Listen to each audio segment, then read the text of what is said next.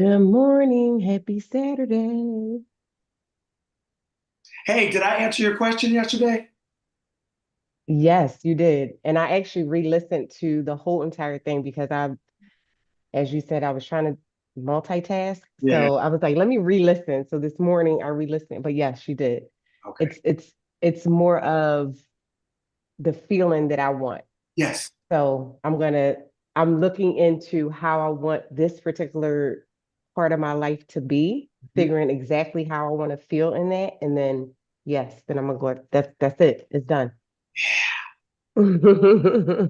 Yeah. Yeah. It's almost like when you get better at anything, you just start to find you start to find so many creative ways to get to the same end, and you feel Hmm. so much more confident about experimenting, about trying different things because it's like being a good hairdresser or a good gardener. Once you have confidence in being something, now you start becoming more comfortable and finding how many different ways you can express that, right? You start trying new inventions, new ways, new ideas. They start coming out of your identity, out of who you're being. You know what I mean? Yeah, Hmm. yeah, Yeah. I felt that yesterday when you was like, the feeling is for I am, the actual thing is for me. yeah. So if I have that feeling and I know exactly what the feeling is I want to feel in those moments, I'm gonna be her in every situation. Yeah, it was really good. Yeah. Listening to it, I was like, oh, did I miss that? Okay. Yeah, yeah, yeah. Yeah. Yep. Yes. Yes. We're I gonna just talk about love the energy that you bring to the group, Sarita. I'm so happy that Thank you're you. in the group. yeah, Me too. Me yeah, too. Thank you. yeah, yeah, Thank you. I'm so grateful to be here, honestly. Honestly. yeah. Those checks in the mails, you know. That. Yeah. Heck yeah. Yeah. Hmm. It's it is. I would say I study. If I'm reading the Bible, it's really for studying more because Hmm. I know, and I say studying because I feel like I don't I'm not just sitting down reading it to read it. I really I say study because something comes up in my mind that reminds me of something I've read or heard that was in it, and I go back to it looking for that. Mm. Because something happens in life, and I'm like, oh, that's why they said that. Now I understand what those words mean, or what that Mm. sentence means, or what that story was about. So that's what I mean when I say go, like I study it. Like I'm going back because I'm looking for something that life reminded me of that paragraph, or that sentence, or that story, right? And so, Hmm. what you were kind of what we were just saying right now, it reminds me of like, oh, taste and see that the Lord, Mm. it is good, Good. right? It's like you realize like, oh, that's what they mean. It's not like a historically like a holy or religious feeling. It's not just something to feel good about something else. You start to realize the more you understand, really, you start to feel that good. You taste it, and you just feel a certain way, like, oh, that's what that meant.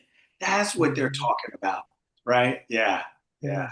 Yes. So like you said, Yes. those checks coming in the mail, right? And then you And start, direct deposits. We don't want to forget yeah, then about the those too. deposits hit, right? Don't You forget. and you build because you start to feel more confident. You're like, well, if I can do that, then should I'll take some deposits. Yeah. I ain't got to go in the mail, right? Then it's yeah, and you just start finding you just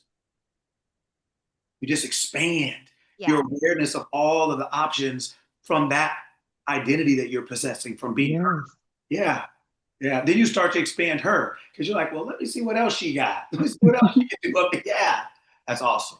When you had to re-ask the question, like, what is it that you want from it? Because at first I wasn't getting what you were saying. Yeah. But when you said, what feeling are you trying to like, what are you trying to get from this? And it's abundance.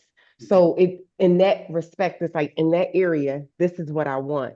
So what do I want in this area? I like it's about to be so it's so good already, but About to be on. Yeah.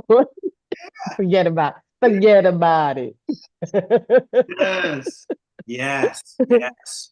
Yes. And then you see that this is not just positive thinking. You No, see, it's not just about trying to feel better while you're feeling bad or make do with what no. you have. You start realizing that you move from, from just the actor. You start moving to the creator, the owner, the Mm. producer. You start to the script writer. You start feeling more in control of your experience, not just responsible for it. You feel like I actually have a say, and I'm going to say what I want to see, like what I want this to be. I'm not just along for the ride, not just holding on, hoping on, right? You're like, I'm just, no, man, like I'm actually going to start. I am the thing.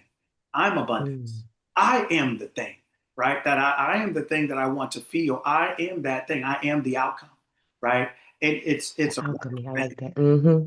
Yeah, it's wonderful. Wonderful. How's my boy doing? He's great, fantastic, amazing. Our relationship is on point. He comes to me with all his, like anything he needs from me, he comes to me. I take him driving.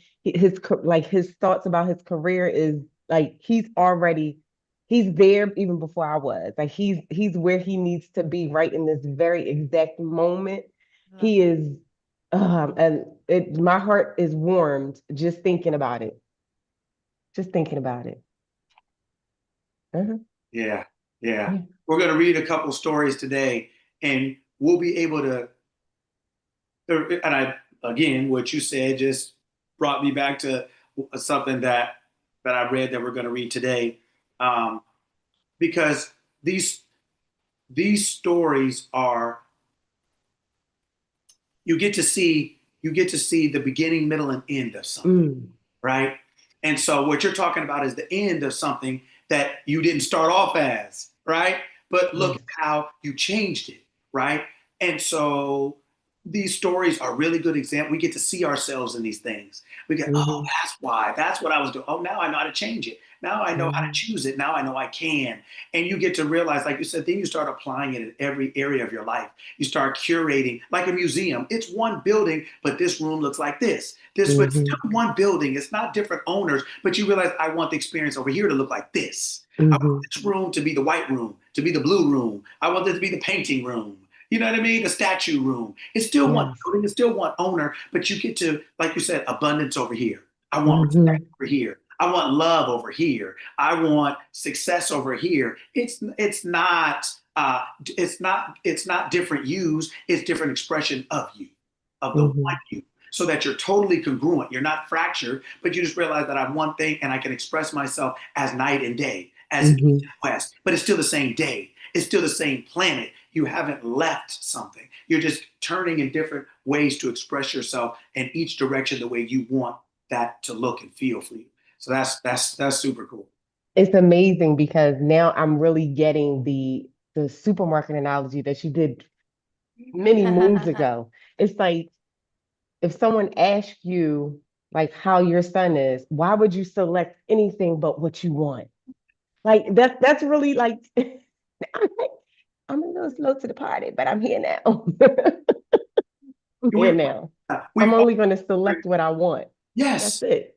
we've all had to hear it. I mean, Veronica will tell you, I listen to things 50,000 million times over and over and over because each time I hear it, I'm not who I was last time I heard it. Mm, You're not. You mm. say, I don't know if you've, at church, they used to sing the song, you are new every morning, great is thy faithfulness, oh Lord. Like, Mhm. you ever heard that song? Yes, Yeah, yes. you're literally new every morning.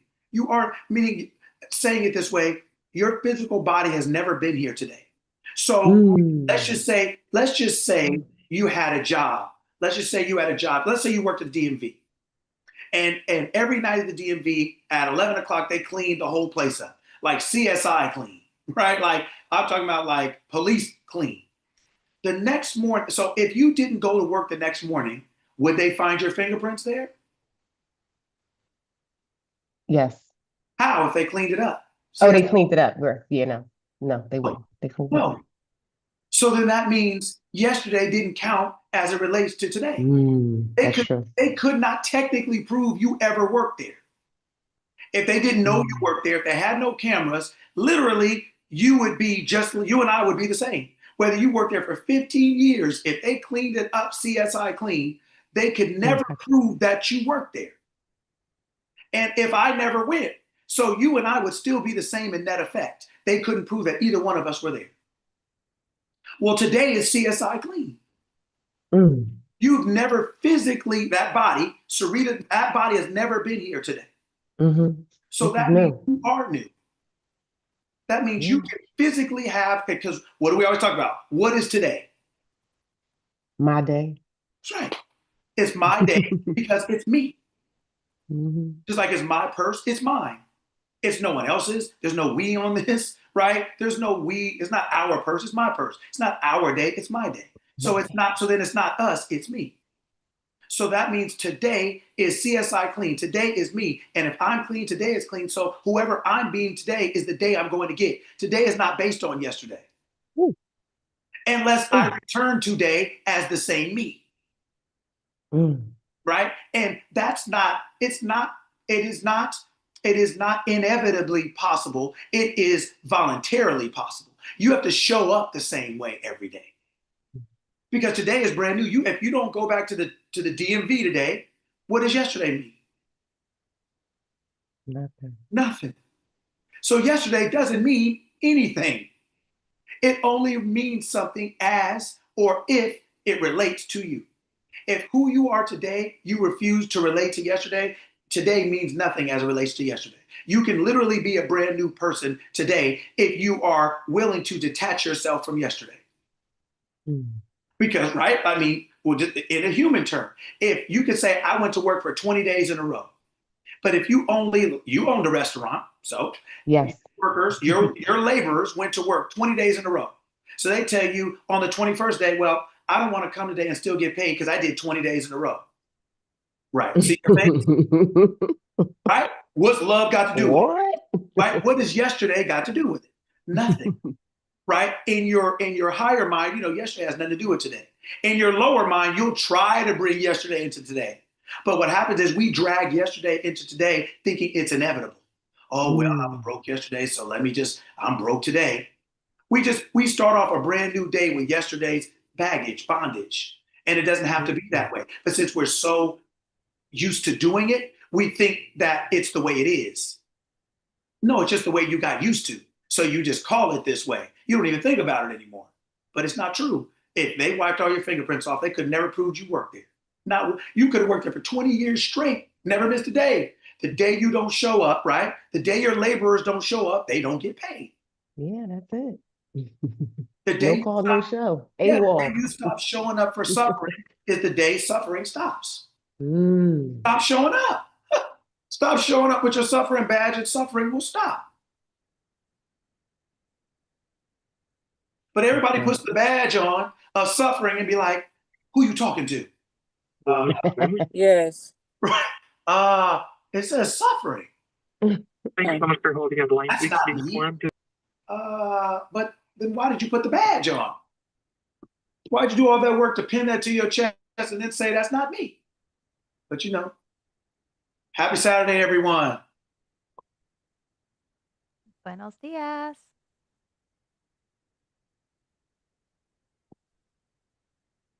Happy Saturday indeed.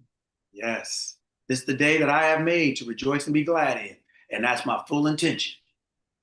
You made this day to rejoice and be glad in, and you do something else with it. Total congruence. That's just right. Incongruent. Right? 2 + 2 being 5 may be effort, but it ain't right. It's not true. It's incongruent. It's not equal. It's unequal. So it's wrong. Not morally, not ethically, but factually. And only the truth sets you free. Your morals don't. Your ethics don't. Those are personal and subjective. Mm-hmm. That is wonderful. It's happy Saturday. That's right. Saturday only. Saturday always. It's it. Mm-hmm. Hi, Lynn. That's right. That's right. Hi, Angie. Alexis, Erica, Nicole, That's right. Angie's Lynette, is back. She's back. Miss Karen. That's it. Wonderful. Happy Saturday, everyone. All right. We're getting started off the rip. So we're going to do some reading. We're going to read a couple stories just to impress a couple points and then discuss them and move on from there. Move on from there. So, all right, Vanessa, please share that. And Bear then, with me. I need a battery in my mouse. and then, you can raise your hand if you want to read. That's wonderful as well. and all that good stuff. Bigger. All Yeah. right. So we're going to read, and Oh my God, sorry. that's all right. And we're moving through it. We're reading a little bit more than normal, but it's really important what we're reading. Like the beginning part of this is really important because I want you to understand that what we do here on Saturday is not just to feel good. It's not positive thinking. This is not, as we're, Sarita and I, before everybody else hopped on, as we were all talking, this is not just a place to come to feel better while you're feeling bad. This is not some, just to try to think a little more positively about the negative. This is about learning that you can control your life, right? Where it's not through external manipulation, it's through internal alignment by choosing who's controlling, right? Who is the one that is talking, speaking, thinking, acting? Who is that, right? So we are constantly impressing these points over and over in as many different ways as possible and necessary to really nail home the same point of who you are, right? And so we are going to be reading that today, and we'll go forward. All right. So Vanessa, you can. Sure. All right. Alexis, let me know if you need to make if I need to make it bigger. I'm good. Okay. Okay. Test yourself. Tonight is test yourselves. Tonight is test yourselves. For faith is not complete until through experiment it has become experience. Now, by this, I do not mean that you can test God's promise. That is by grace. You cannot earn it, and therefore you cannot test it, but it will be given to you. But your faith will be increased and encouraged as you put his law to the test. It is so fatally easy to make the acceptance of the Christian faith a substitute for living by it. We must live by it. So now we must come to tonight's theme. Paul, in his second letter to the Corinthians, he's speaking now not only to the Corinthians, but to the whole vast world. He said, examine yourselves and see whether you are holding to the faith. Test yourselves. Do you not realize that Jesus Christ is in you? Unless, of course, you fail to meet the test. I hope you will discover that we have not failed. Now, first examine ourselves.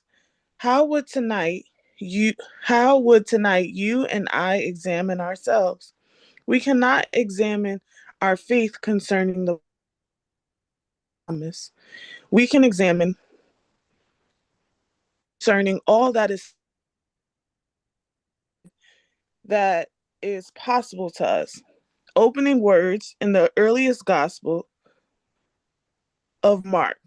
Although it is second in the order, it came first.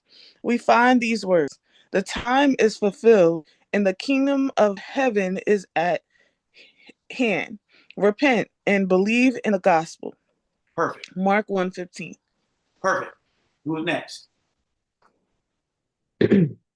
Now, repent means a radical change of attitude. Why? Towards anything in this world that we either dislike or would like to change. A radical change on our part should produce a corresponding change in the outer world. Now, examine yourselves to see whether you are holding to the faith. Are you doing it in the course of an hour? You have unnumbered opportunities to test whether you are holding to the faith. You see a headline, a telephone call, the morning's mail, the daily paper. All these are suggesting unlovely, horrible things to you. You accept them as fact because you will say, these are now facts. The paper has now printed the facts of life, just the facts. A friend calls you on the phone and pours out all the bilge in the world. I think I said it right. The bilge in the world, what they don't want and what is happening to them that they dislike, not mentioning anything positive, all that's poured out. And so you listen and all that's coming if you understand this law that imagining creates reality, you should, while seemingly listening on the phone as it's coming through like a computer, change everything that is coming through. So at the end, all you would have to do is to now do it positively and listen now for the ring and come through and hear what as you changed it and hear what as you changed it did come through. Now, let me give you a story. The lady is here tonight. I will tell 3 of her stories based upon this technique. She said, I have found my telephone technique infallible and it never fails, but never fails. A friend of mine wanted to take an examination in the courts to be a reporter, a court stenotype reporter. As she mentioned it to me, she filled me with all kinds of reasons why she could never pass. There were 9 reasons that she gave. As I heard her, I changed everything. I heard as it was coming through, but everything. But when it was all over, all that I had to do is now listen for the ring. I heard the phone ring all in my imagination, and then I heard what I had brought to a head as I changed and revised the entire conversation that she had passed. The verdict would not be brought in for 6 weeks. And in the interval, as I met her, she still kept on that negative state, repeating the negative things why she could not pass. At the end of 6 weeks, she called me. As she called me, she said, do you remember 6 weeks ago? I said, yes. And you have passed the examination, she said. Well, aren't you surprised? She said, certainly not. Haven't I taught you and told you that imagining creates reality? Well, did I not imagine that you told me you had passed? And I remained faithful to my firm conviction that it does produce the results. This lady could not understand how this one could really believe that an imaginal act unseen by the human senses could actually be held onto and produce the results which it did. She said, I told you that it would. She continued giving all the reasons why it ought to have failed, but she said, nevertheless, you have passed, haven't you? Well, then let us drop it right here, she said. I found that my telephone technique Neville just could not fail. I could give you dozens and dozens of case histories where it all cannot fail. Wonderful. All right. Who's next? I didn't know he was coming up. Yeah. Yeah. Okay. Well, I'll read. I was gonna. Okay, go ahead. Me, Ronette? Yeah. Okay. Now here is another one. A friend of mine in his 50s desired to change her job for financial reasons, and she thought of a place where she formerly worked, some electronic plant. But she had left it many years ago and she thought she would like to go back. But my age, I'm in my 50s. As she heard it, she discounted all the negative parts of the request and then simply heard only the end. That's all she heard over the telephone. Then when the phone rang, she heard this. They not only gave me the job with an enlarged salary, which I wanted, but they had given me the 10 years that I formerly worked there. They had added it on to my present work towards my retirement. So the 10 years of the past have not been forgotten. They'd added it to what she's now about to do. And whenever she retires, she's in her 50s, and maybe they do have a plan at 65 where you must depart. Oh, Brian, and so then the 10 years have not been lost. They've been added on to what she's now about to do with an increase in salary. She was so thrilled for this additional state of good. Keep on going? Sure. Now her third. She said her friend's maid was overweight. She weighed 25 pounds more than she wanted to weigh, and her doctor said she must lose the weight. I said to her, what would you like to weigh? She said, 140 pounds. I said, all right. She said, I've tried and I can't lose a pound. My friend with her telephone technique goes into this act of hers that this maid is now weighing 140 pounds. Now, soon after that, I left the city for a few months, and only occasionally would I come in for one day. On that day, the maid wasn't there. I inquired, but she wasn't there. Then, when I finally came in and met the maid, she said, I tried so hard to find you to tell you that I went all the way down to 140 pounds. And when I weighed 140 pounds, I asked the lady for whom I worked if she knew where you were because I had to contact you because I now weigh 140 pounds. But at the moment, I weigh 139. And the reason for this is I couldn't find you when I weighed 140 pounds and I couldn't stop it. And I went down to 139. Keep going. Down to 139. Yeah. Keep on going? Yes. One more. So my friend said to her, what would you like to weigh? She said, well, I couldn't really get down to 135. And then she said to herself, I have news for her. She didn't ask for what she did because she had confessed prior to this that she'd done everything and couldn't lose a pound when she weighed 165. In spite of what the doctor told her, her friends told her, she couldn't lose a pound. So she does not know what technique, if any. She only knows that I heard her weighing 140. Now, she said, I'm going to put her right down to 135 and just leave her there in a nice, healthy state. All this lady does is to actually exercise this technique. Perfect. Okay. So now the next thing is, what exactly is, when she's talking about a technique, what is it, right? What exactly is she doing to get the results that she's getting? This is about other people are coming to her, asking her for help, asking for advice, complaining, crying, whining, all the stuff you hear in the world. And so this lady learns how to take what somebody really wants and filters it out, right? Gets all the other mess out of it, right? Almost like you're going digging for gold. You know what you want, but there's a whole lot of dirt and soot and water and all kind of other stuff that's around it. And you have to learn how to filter it, right? So what is it that she exactly does? All right, so it says now she examines herself. So the lady who does this, she examines herself to see whether she is holding to her faith. Like, look at what she's saying. She says she's examining herself and to see whether she is holding to her faith. She is choosing what she wants to see or what she wants the outcome of this to be, because she's the one that has to look at it. She's the one that's listening to it, right? So she is making this about her. She's not making it about the other person. She's using what the other person wants to see as the bullseye or the target that she is going to establish her own awareness on.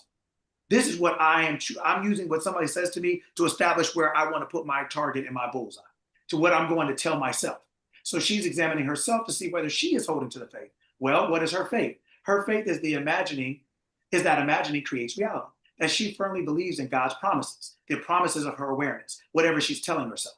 And that eventually Christ, that awareness of being this thing, will awaken in her as her very self. And that Christ and her awareness are one. Therefore, she will eventually know that she is God, that she will know that I am, right? But in the meanwhile, while she waits in faith for the fulfillment of that promise, she's exercising the awareness, the law of awareness, of God's law. That whatever you desire, believe that you have received it and you will. And so instead of making a false statement saying, I am a Christian, and doing nothing about it, she doesn't make any statement that I'm a Christian or I'm a Jew or I'm anything. She simply lives this principle, making it a part of her life, right? She said, we are told, why call me Lord, Lord, and do not the things that I say? Well, he said all of these things. All things are possible to God. All things are possible to your awareness. That's what he said. He also said, whatever you believe, it will come to pass, no matter what it is you believe. No matter what you believe, it will come to pass. No matter what you believe, it will come to pass. Can you believe that?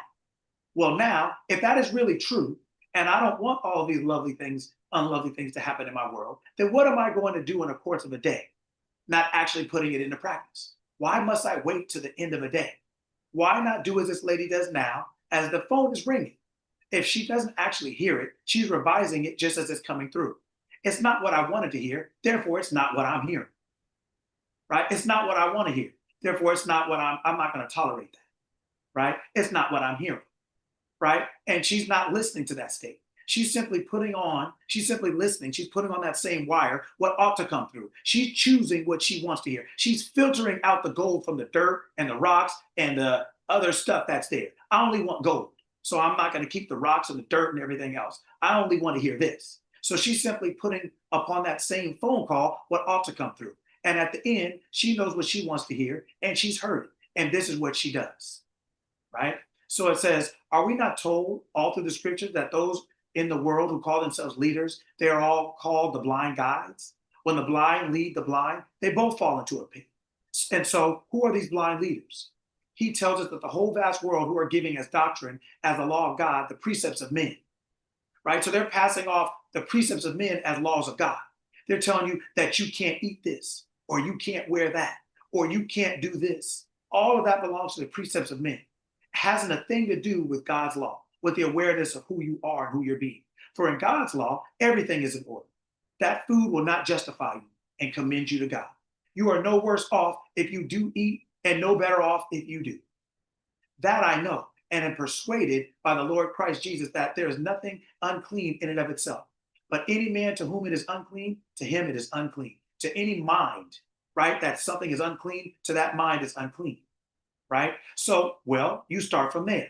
So someone who wants to wallow in it, all right, let them wallow in it. But what he mentions is he doesn't ask you to test the man. He's asking you to test yourself. It's not about other people. It's about yourself, right? Your desire to change your physical circumstances, whether it's another person or thing in your world, you're using those things to put your bullseye on, to put your scope on. But it's about you as the sniper. You're the one that has to see through your lens what you want to see. He's not saying to you, point to the other man and say, well, prove it. You just walk away. You aren't going to prove anything. You're going to go about your own wonderful world knowing that the whole vast world is yourself pushed out. And everything in this world is aiding the birth of what you are imagining. So the behavior of the world relative to you is determined by the concept you hold of yourself. The behavior of the world relative to you is determined by the concept you hold of yourself. The world you describe outside of you is determined by the concept you hold of yourself. So my concept of self will determine your behavior relative to me. When we talk about taking the doors off or leaving them on, my concept of myself will determine your behavior relative to me. If I don't change how I think about myself, that your behavior toward me is not going to change. It's reflecting what I think about myself. When I change my concept of myself, I realize anything about whether the door is on or door is off. The behavior relative to me is based on my concept of myself. Therefore, it doesn't really matter what your individual personal life is. The whole vast world is simply aiding the birth of all my imaginal acts. Right? That's all it's doing. Whether it takes one or 100,000 to do it, they'll do it. I don't have to ask them for their permission. They're simply animated by my own wonderful human imagination. Right? So I go on and on and on, right? But, well, I'll read, no, let me read two more things. So I am living in a world of myself pushed out. The whole vast world reflects the being that I am, who I am being. So this whole physical world that you're looking at reflects who you're being. That's why he said, test yourselves. Don't test me, the speaker Paul, test yourselves. First examine yourself. First examine yourself. Test yourself, examine yourself to see if you are holding to the faith.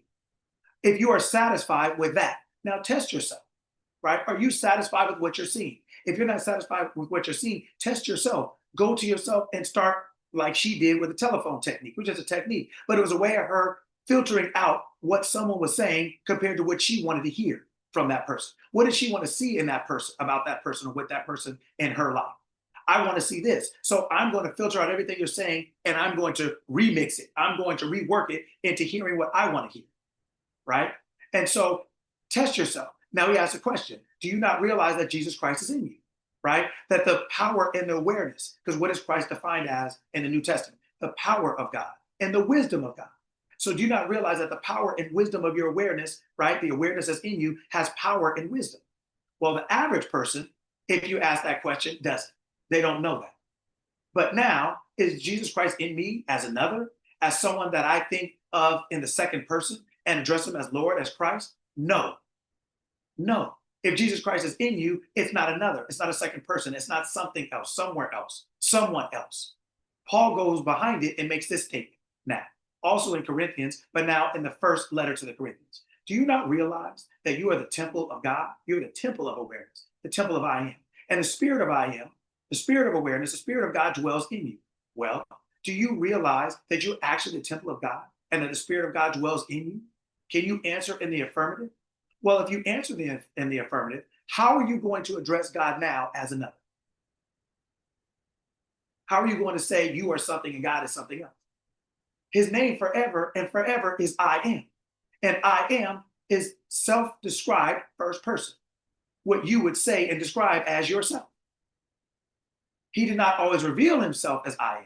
He first revealed himself as God Almighty, El Shaddai, as you read it in the 6th chapter of Exodus. And so I made my name known unto Abraham, and to Isaac, and to Jacob as God Almighty. But to them I did not reveal my name, the Lord. The Lord means I am. Yod He Vah He, that's Hebrew. But I did not reveal myself to them as the Lord I am. To you now he's revealed, his name is I am. I am. So God's name is I am. So every time you say, I am Sarita, I am Alexis, you are saying, God is Sarita, God is Alexis, God is Ronette. That thing that you pray to, second person, third person, outside of you, on the wall, looking up, pointing up, all those things is I am. You're really talking to yourself. You're talking about who you are. You are describing yourself. I am Ronette. I am. I am is Ronette. I am is believing itself to be Ronette. I am is playing a person. A person. I am is using a persona called Ronette. It means a character or mask. So Ronette is the character in the mask that I am is put over itself, not to be seen as I am, but to be seen as Ronette. But I am is Ronette. There is no Ronette. I am is Ronette. I am is playing the role of Ronette. So whatever God is, Ronette is, because Ronette is being used by I am. As I am is just like you use your car. So if you got into an accident with somebody, they would say, you hit me. There's no fingerprints on that person. It's your car. But they're saying in that accident that you and your car are one. You're held responsible. You're one. So I am and Ronette are one. I am is playing the role as Ronette. They're one. There is no two. There is no two. It's I am is Ronette. Ronette is therefore I am. Right? So you don't turn to a second person to ask anything in this world. Anything. So you are asked the question, do you not realize that Jesus Christ is in you? Are you going to think of Jesus Christ as a second person, something other than yourself? It seems arrogant, doesn't it? But that is what Paul is trying to get over to everyone that he's addressing. So I stand here and I know that I am. Did the lady turn to anyone and say, take 25 pounds off my friend's maid? She didn't. She did it all within her own wonderful human imagination. She did it all within deciding to see this person as she wanted to see it. Now we are told in scripture, all things are made by him. And without him was not anything made that was made. Did 25 pounds come off? Yes. And all things are made by him. Well, now, who is that? Who is this one? Who is the one that everything is made by? Hasn't she found this one to be called Christ Jesus, her own wonderful human imagination, if all things are made by, right? So we'll stop it there.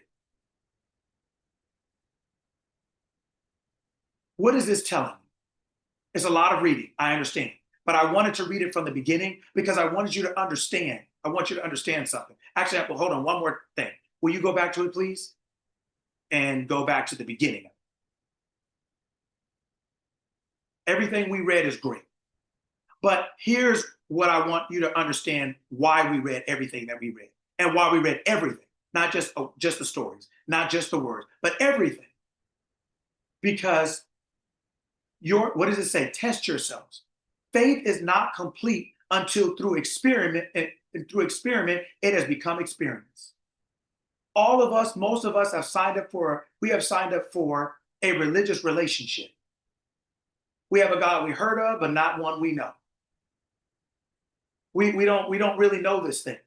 It's a comfortable, convenient, almost like a baby's blanket, right?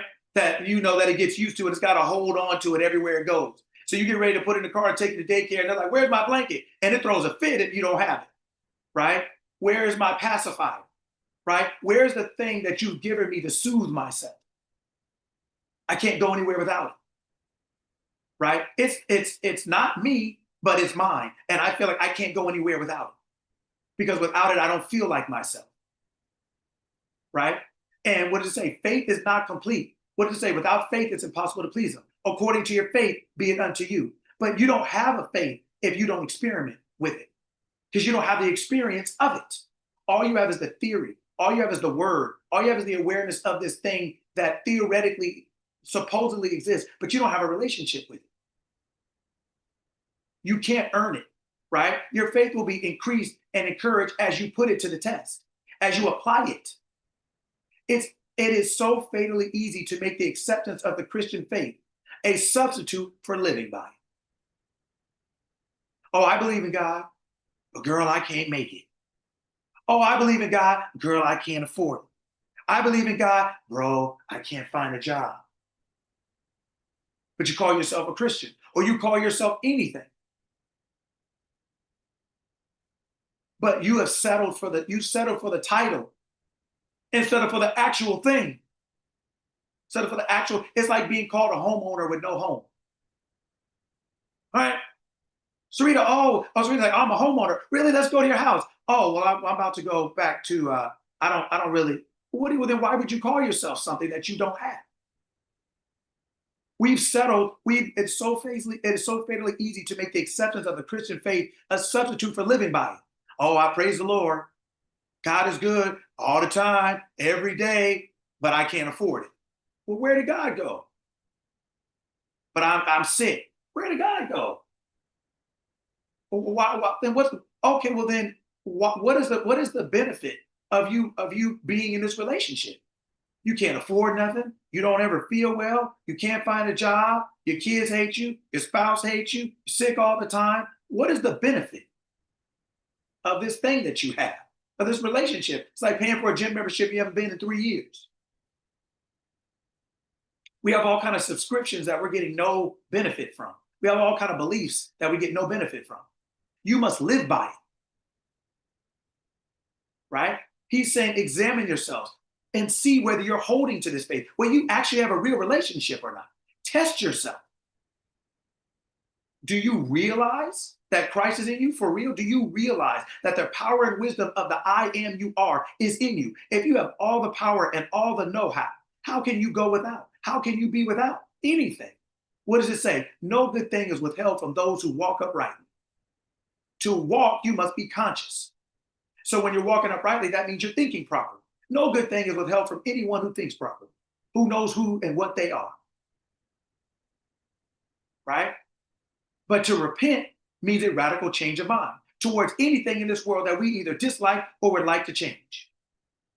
A radical change on our part should produce a corresponding change in the outer world. Now examine yourself to see if you are holding to the faith. In a course of an hour, you have unnumbered opportunities to test whether you're doing that. To test if you have chosen what you want, if you have chosen who you are, and if you are willing to test yourself to stand on your square. You have unnumbered opportunities to do that. You see a headline, you have a telephone call, the morning's mail, the daily paper, all the unlovely, horrible things, all the things that are opposite of what you call yourself. And what do? We accept them as fact. Why? Because we're just keeping it real. We're just telling it like it is. We're just being realistic. These are now the facts. The paper has printed the facts. Didn't you hear the news? Didn't you see the weather? Didn't you see the economy? Didn't you see the stock market? Didn't you hear that there's tariffs? Didn't you see that there's COVID? Didn't you see that they're not hiring right now? Didn't they tell you that you didn't get the job? Didn't they tell you? But you call yourself a Christian. But you think being a Christian is going to save you. You think just saying, I'm a Christian, you think that's a substitute by living by it. Instead of living by it, you just rather call yourself that. Well, I'd love to call myself a Golden State Warriors player. But if I ain't got no jersey and I can't get on the court, then what does that mean?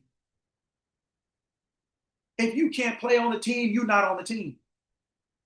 If you're not playing, you're not on the team. If you're not practicing, you're not on the team. If you're not living by it, you're not on the team. Calling yourself something doesn't put you on the team. Calling yourself a Christian is not a substitute for living that way. As a follower of Christ, let's say. But what is that? That means I and my Father are one. I know my Father, whom you call your God. I don't do anything but I see the Father do. I am. My Father's name is I am. What is your Father's name? They are, it is, the economy, they said, you know, who is yours? What does it say? Our Father, not just mine, ours. We all have the same one. But the one who lives better is the one who knows who their Father is.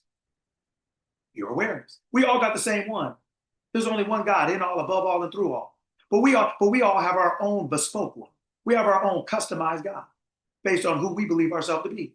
Some of us got a God of anger. Some of us got a God that'll put more, not more honest than what we can bear, but not show up enough to help us pay the bills or get our health in line or get our friendships or our relationships together.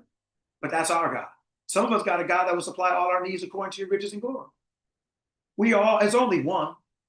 There's only one, but we all have our own version of it based on who we believe we are. But there's only one, because there's only one truth. In all, above all, and through all. There's only one God, in all, above all, and through all. I am.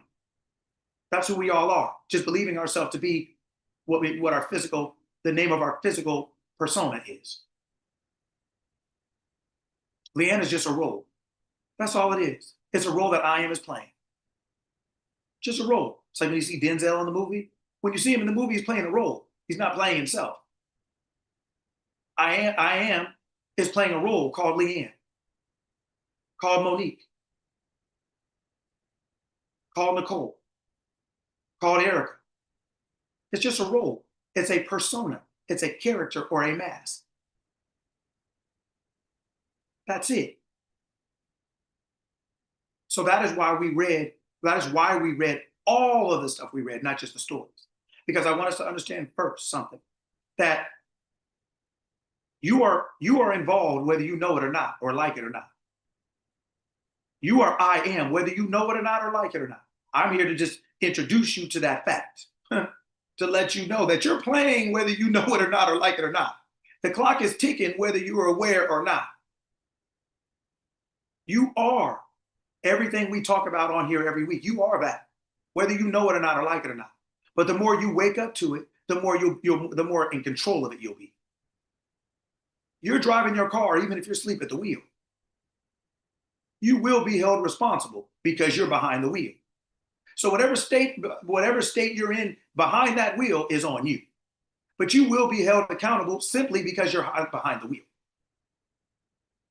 You can't say, well, I was tired and I fell asleep. You can't, that's people understand. People aren't necessarily mad at you.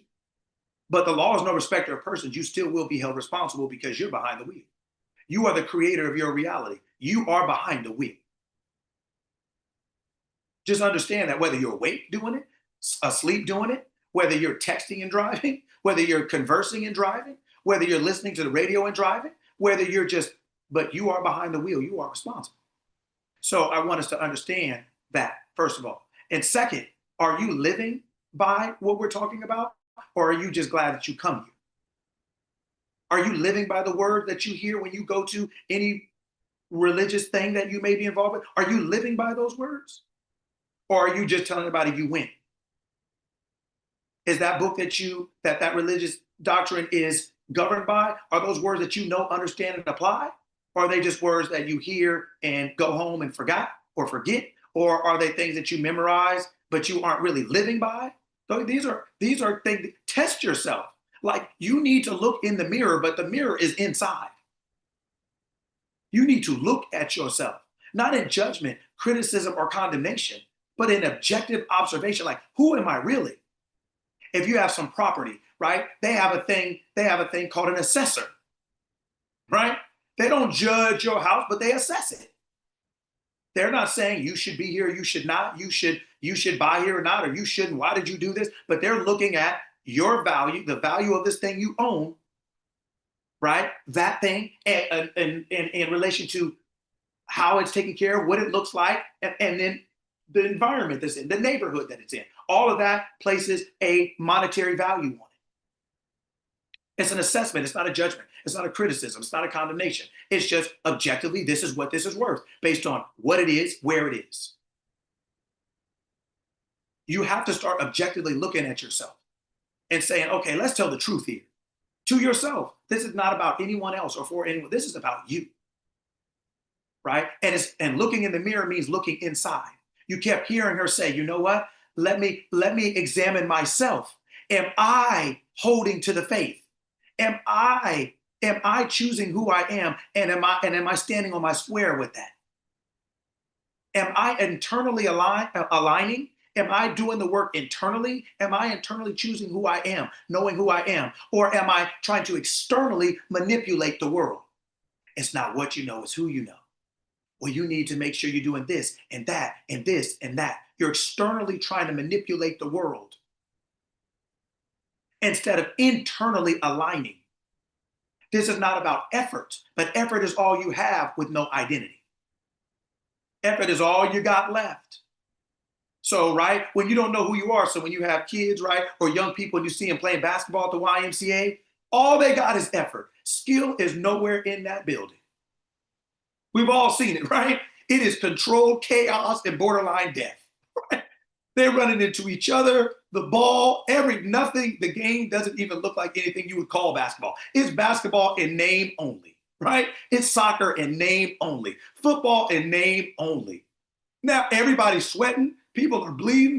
It literally is gladiator sports out there. It's Maximus and everybody's out there, right? But they're doing the best they can. They don't have it. Their awareness is growing, right? So when your awareness, all you have is effort. But as your awareness grows, your effort now almost becomes secondary because it becomes like, okay, since I know who I am, I know how to use my effort. I know when to use it, how to use it, for how long to use it, intensity, duration, all that stuff becomes more specific. You can't just justify yourself through effort anymore. You know that now. Right? Awareness is for the owner. Effort is for the employee. And I say it all the time. Most entrepreneurs I work with are nothing but employees, calling themselves owners. There ain't no ownership, it's just earnership. They justify their success or their failure by how hard they work. They have an earnership, they have an employee mentality. And you can't have that as an owner because employees are justified by their effort. Owners are justified by their awareness, by their consciousness, by my ability to think. And your life is justified by your ability to think. You are an owner. You are the creator. You're the owner. You're not the employee. You don't get to live well just by showing up. That's for the employees. Why? Because they get to live well just by showing up because somebody else has thought out this environment that they show up in. Somebody else has already decided how this is going to work. They're just going to come to execute it. But nobody else can show up for you. You have to do that. Are you examining yourself? Are you looking at yourself? Are you looking in the mirror, looking inside and saying, who have I told myself I am? What am I believing about myself to be true? What am I telling myself is true about me? Because whatever you first tell yourself is true about you is how you now perceive everything outside of you. You tell yourself that's a good partner for me. You tell yourself that's how much money I think I can make. All of those things are based first on your self-esteem, meaning the value that you place on yourself. You then say this partner aligns with that or doesn't. This amount of money aligns with that or doesn't. This car aligns with me or doesn't. This neighborhood I live in aligns with me or doesn't. That's first based on your self-concept, on who you think you are. That thing makes sense to you or it doesn't. Have you ever, where is she? Yeah, she is. Sparkle Baby.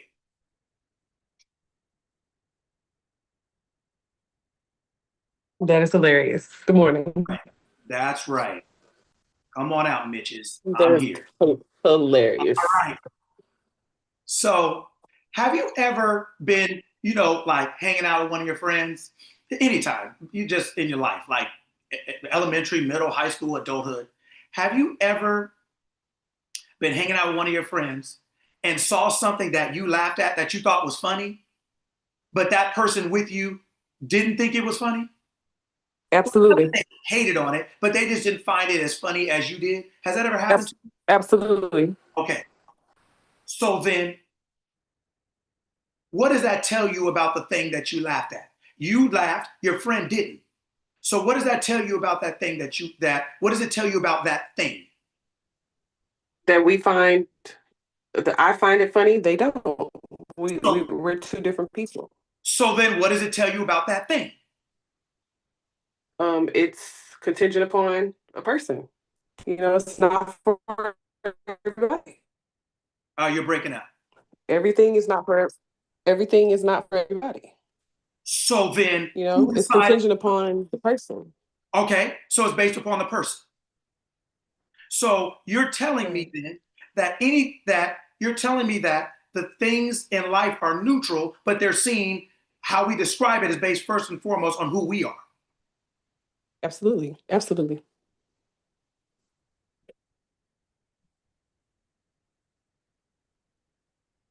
I apologize about my signal. Absolutely. Okay. No, I heard you. I'm just letting it. Are you hearing what I'm saying?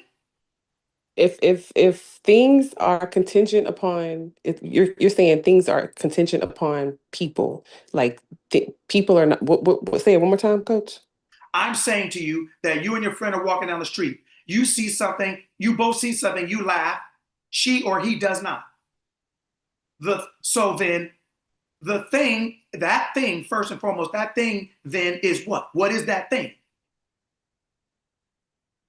It's something specific to me, and it's something else to that other person. It represents what is something. That thing? It's what's the word? It's what is the word? It's kind of like it depends. It's on a basis type of situation. It depends on the person that's looking, the eyes that are, critiquing or judging or whatever the case. Yeah. So then the thing itself is,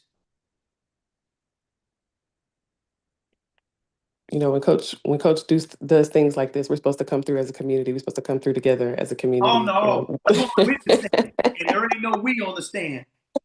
There could be 1,000 people who get on that chair, but there's only one butter on it at a time. There's only 2 cakes on there at a time, baby. That's a great question. That thing? Truly, what is that thing then? It is what? Invaluable and irreplaceable, or not irreplaceable, but it's I'm trying to think of a word. It's not coming to me. It's kind of like it's contingent upon certain circumstances. So if it's contingent, what is it then? What is it really if it's contingent? If it could be or not be, then what is it?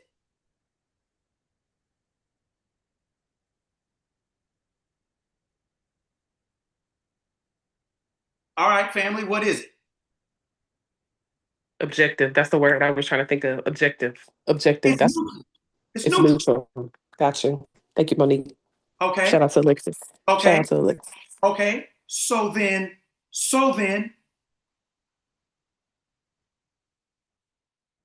is anybody catching what I'm laying down? Is anybody catching what I'm saying without saying it? It's when it comes to the person. Who am I talking to right now? When it comes to who am I talking to right now? Who did I call on? Sparkle Bailey. So what am I saying? I am is representing Sparkle Bailey, and that's who I'm talking to. Is that right? What am I saying?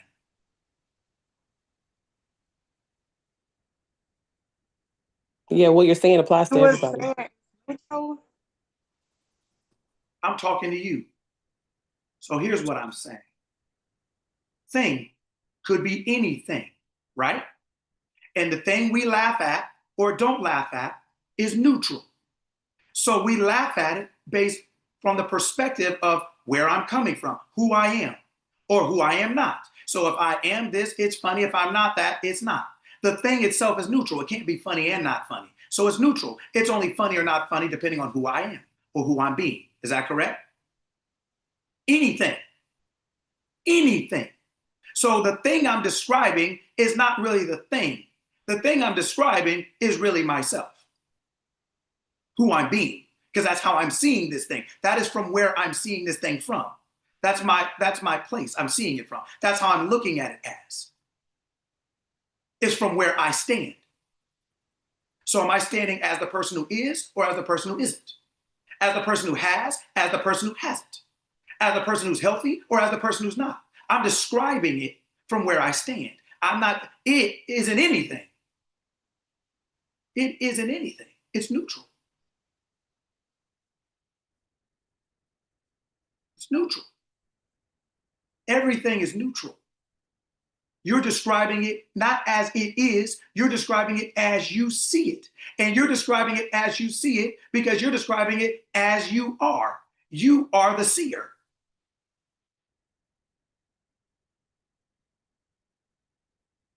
That thing will always represent to you what it represents as long as that's the you that you are being.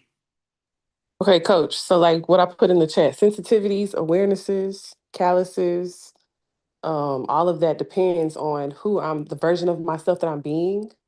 So because there's so many different directions we can go into with this. Like people make fun of certain types of people and they're sensitive people who don't find that funny. And then you have a group of people who find it hilarious and they come up with more unique ways to crack jokes in the same direction. So it just depends on my sensitivities at the time, my awarenesses at the time, and the calluses that I've built up to find things like that. They don't hurt my feelings because I have a callus built up. No, You know, no. A sensitivity is only an expression. A sensitivity is an expression. Just like an allergy is an expression. Your tooth isn't sensitive if your tooth is not injured.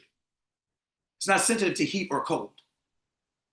Only if it's injured. So sensitivity is an expression of injury. It's not just there, right?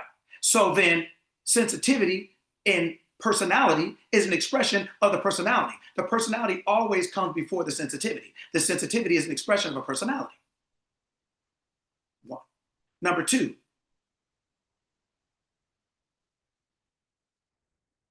this is what I mean when I say, test yourself. Who are you being? Who are you choosing to be? Only you get to decide whether something affects you or it doesn't, whether it hurts your feelings. They're your feelings. What did Cat Williams say? It's your self-esteem. How can I lower your self-esteem? It's your self-esteem. It's nothing on the outside can do anything to you. You already have to be eligible. You've already put yourself in a situation where this thing can be done to you now. That's why everything doesn't affect everyone the same way. What I'm saying to you, right, is your health is an expression of your consciousness. And how you define and describe your health is based on where you stand. Just like health is a thing. How you see it is based on first who you are. How you describe it is first based on who you are. So you can't describe something as unpleasant unless you're in a position where that could be unpleasant to you. You're describing things from the position that you're in. You're not describing things as they are because you're only describing it from where you stand. The joke ain't funny if that's not who you are. The joke is funny if that's who you are. The joke is the same joke to the person who laughed and the person who didn't. But they're both, so the joke is neutral, but if you're on the left side or the right side, it looks different because you're different, because you are different. The joke isn't different, you are different. The economy isn't different for anybody. It just looks different depending on where you stand. Stock market falling, to rich people, they call that a sale. To poor people, they say the sky is falling and it's over.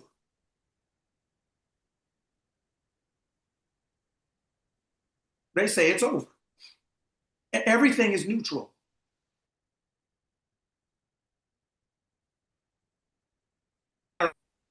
Who you are dictates where you stand. So when they say the economy's bad, to who? Do you think it's bad to everybody? Did everybody get COVID? Does everybody get rained on at the same time? We're all in different places. We're all in different places. We're all in different states of mind, of consciousness. That is what determines how things affect us, not the thing itself.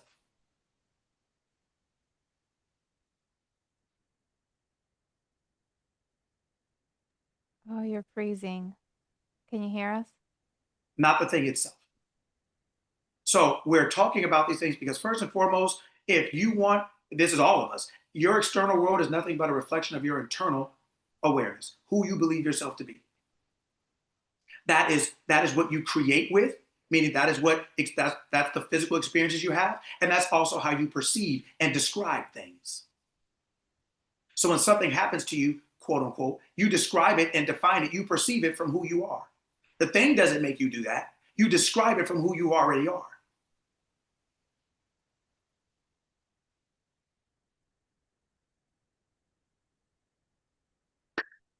That goes for anything and everything. Things are neutral. You are not. So you define things from the position that you're in. That is why we're reading this today. That's why we're reading all of it. Because we have to understand that you being the creator of your reality is not a bumper sticker. It's not positive thinking. It's the truth, and probably the truest thing you've ever heard and probably will ever hear. You are the creator of your physical experience, and you're selecting your physical experiences based on who you believe in yourself to be. Whether you know who that is or whether you don't, whether you're aware of every aspect of yourself or you're not. That is how this is going. You can choose, change, or control anything by what you start telling yourself. We're just doing it on purpose. Most people live unconsciously. They're what you would call the walking dead. And if you ever watched that show or have ever seen any concept of it, haven't you noticed how that there's far more zombies than normal people in every movie of them? Yeah. Yeah. They're showing you reality right in front of your face. Most people are the walking dead. They're not awake.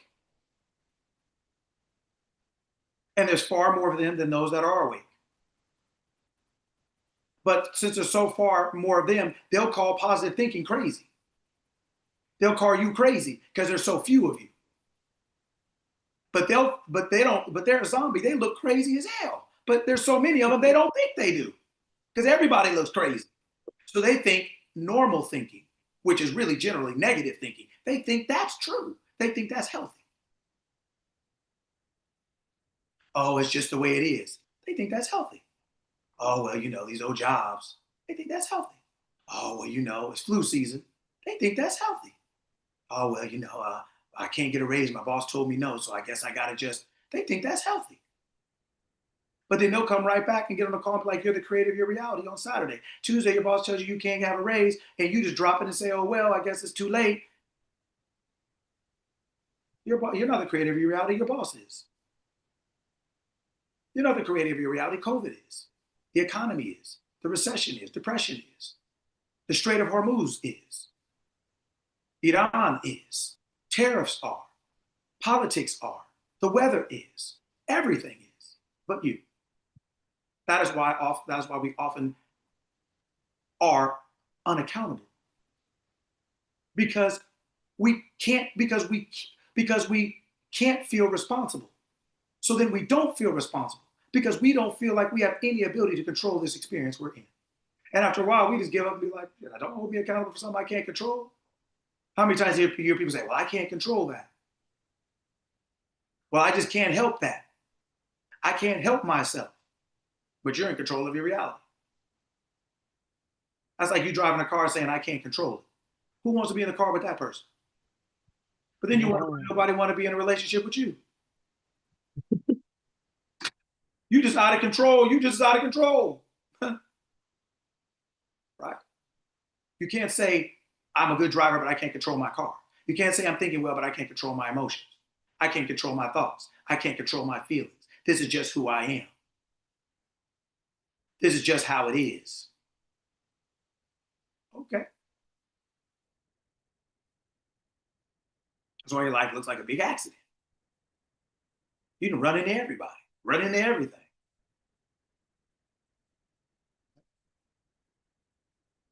Recording in progress. That is why we are That is why we're going over this over and over every week. We go over it over and over and over because faith comes by hearing. Your awareness increases through repetition. This is not a judgment or a criticism or a condemnation. This is making sure we understand every week so that on Tuesday you remember.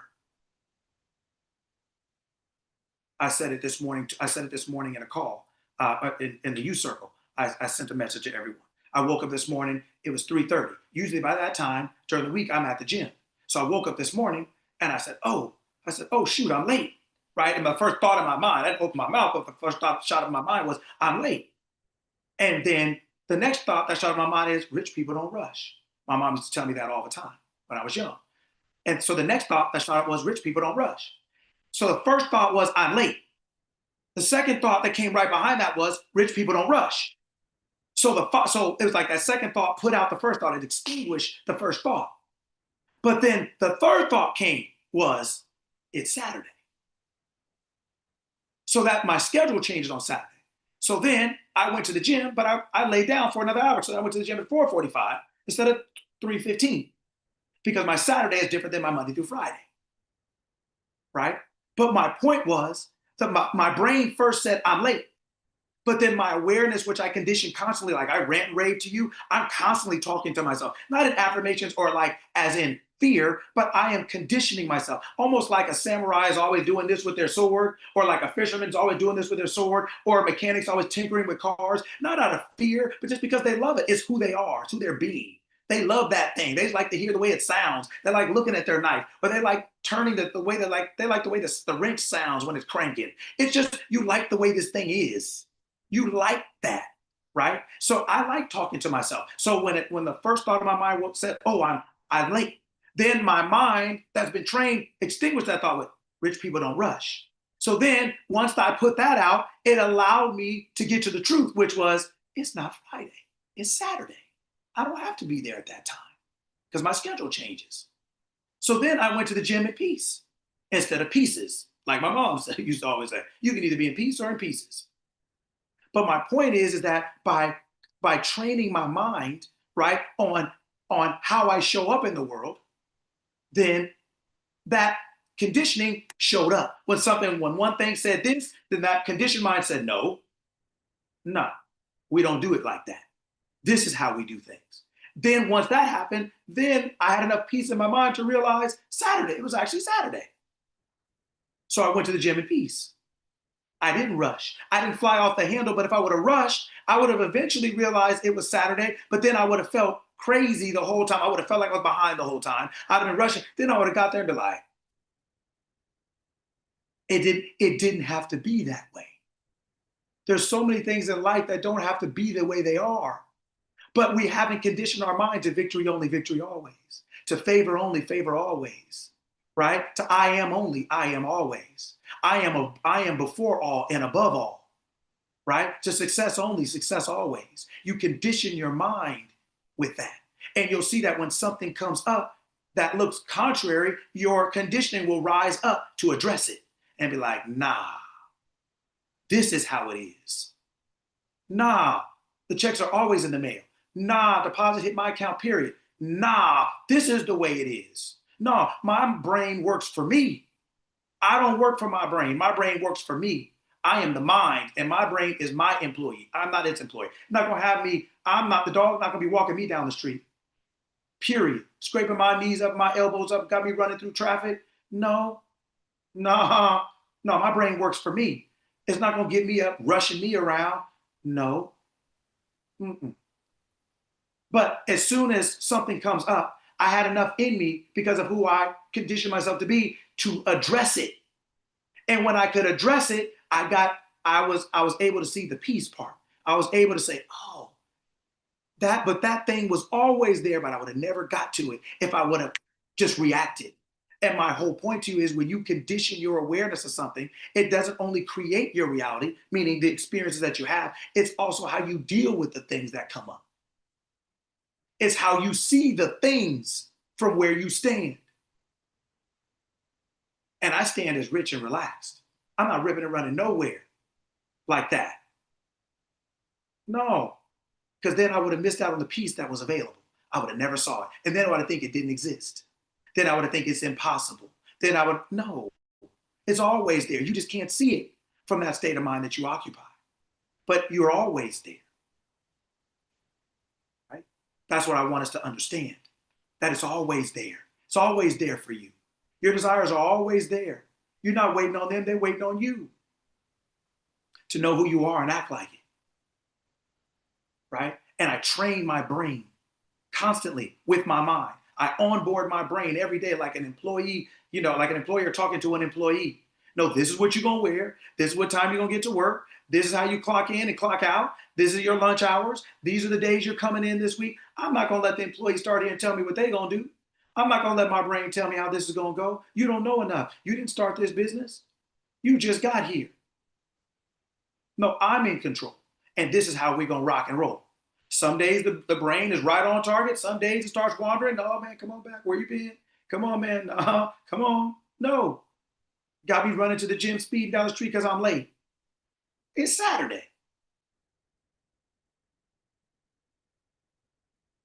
And that same brain that got you running up and down the street, guess what it doesn't do? Take accountability. You got me at the gym at 3-something in the morning on Saturday. I didn't need to be here at this time. Well, nobody told you. I just wanted you to know. You didn't tell me it was Saturday though, right? You can't let the employees run the shop and then be mad. They're not the owners, they're employees. They're not looking at this business the way you do. Your brain doesn't look at life the way your mind does. Humanity doesn't look at this world the way God does, the way I am does. You have to look at it as I am, as the owner. You are the creator of your reality. You are the owner of this experience that you're having. And you have to approach things from there. But that takes practice, meaning that takes effort. I don't mean labor, I mean intention. Attention. Intention and attention. The consistent practice of your intention and your attention. I am the owner. I'm the owner. I choose. I decide. I create. I am, I create. It's a great book by Aaron Worley. Erinworley. A great book called I Am, I Create. Great book. I highly recommend it. I Am, I Create. Great book. Very straightforward, very easy to read. Great book. All right, I'm gonna stop for a second, let that marinate.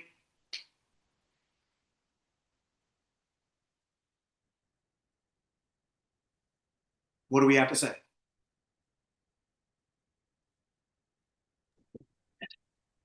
Take this off the Bluetooth.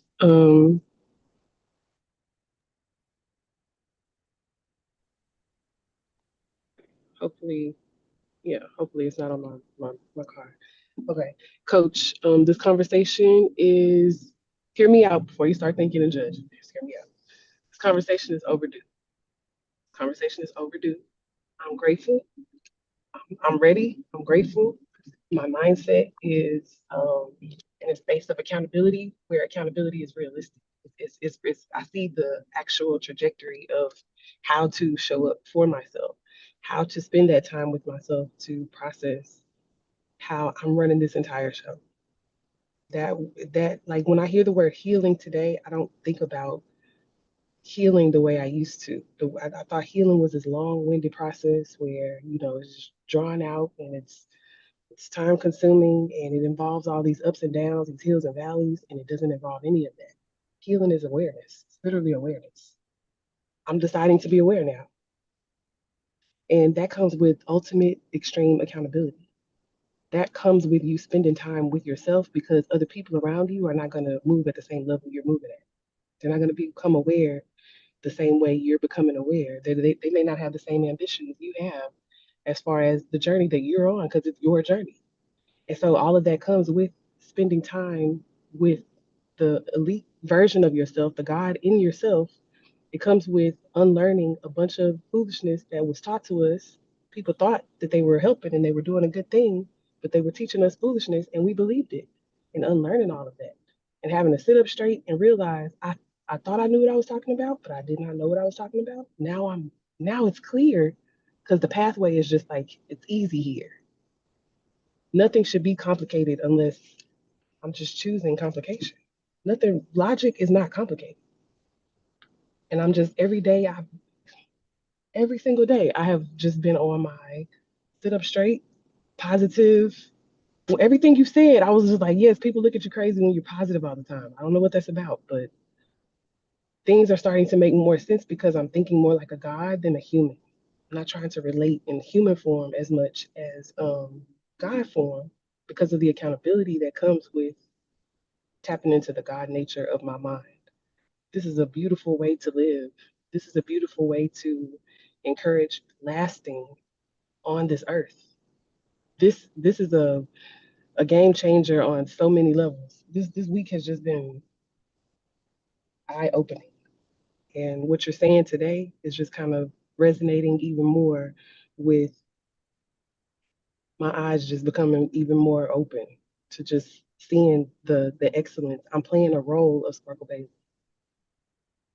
You know what I'm saying? Like I'm literally playing a role. I chose to play that role. I chose to play that role. So this is good information. This is great information. I'm grateful. Every Saturday, I'm grateful. Vero, thank you. Every Saturday, thank you. This is great information. Excellent information. Fun. Excellent. Okay. Who's next? Amanda. Okay. Good morning, everyone. All right, Coach Lucky, I love that you always confirm every time I read, because earlier this week, I read somewhere it said when God made Adam, meaning he made you, because he made you, you're Adam, right? When God made Adam, he gave him the power of naming. And the power of naming is basically to give identity, to fix the spirit in place, to actually, like, naming is claiming. It literally said naming is claiming. So it's like whenever you speak, you're shaping. So that's why, like, whatever you name, whatever you speak, whatever it is that you put out, you're shaping it, you're speaking it, you're calling things, you're releasing things. And it literally said also, God gave you Adam's tongue, so don't waste it. And I, like, every time I come here, you're just like, yeah, so what about you? And I love it. I love it. Thank you. Like, you always just reconfirm that, hey, you have that. This is your claim. This is what you were born with. This is your purpose. So I just want to say thank you. Wonderful. Question. What is another word for name? When you said, God gave Adam the ability to name, right? Think about what we're saying. I gave humanity the ability to name things. Mm-hmm. What is another word? What is another word for name? Or what is another word for name? I don't want to go into the next one because I don't want to give it. God? Is it God? No. Identity? No. Kind of a no. I really don't know. Do I have permission to look it up? Is it your title? You won't find it. It's not something you can look up. It's something that comes up. Your name? Is it like the title that they refer to you as? Or is it like your label? Is it a label?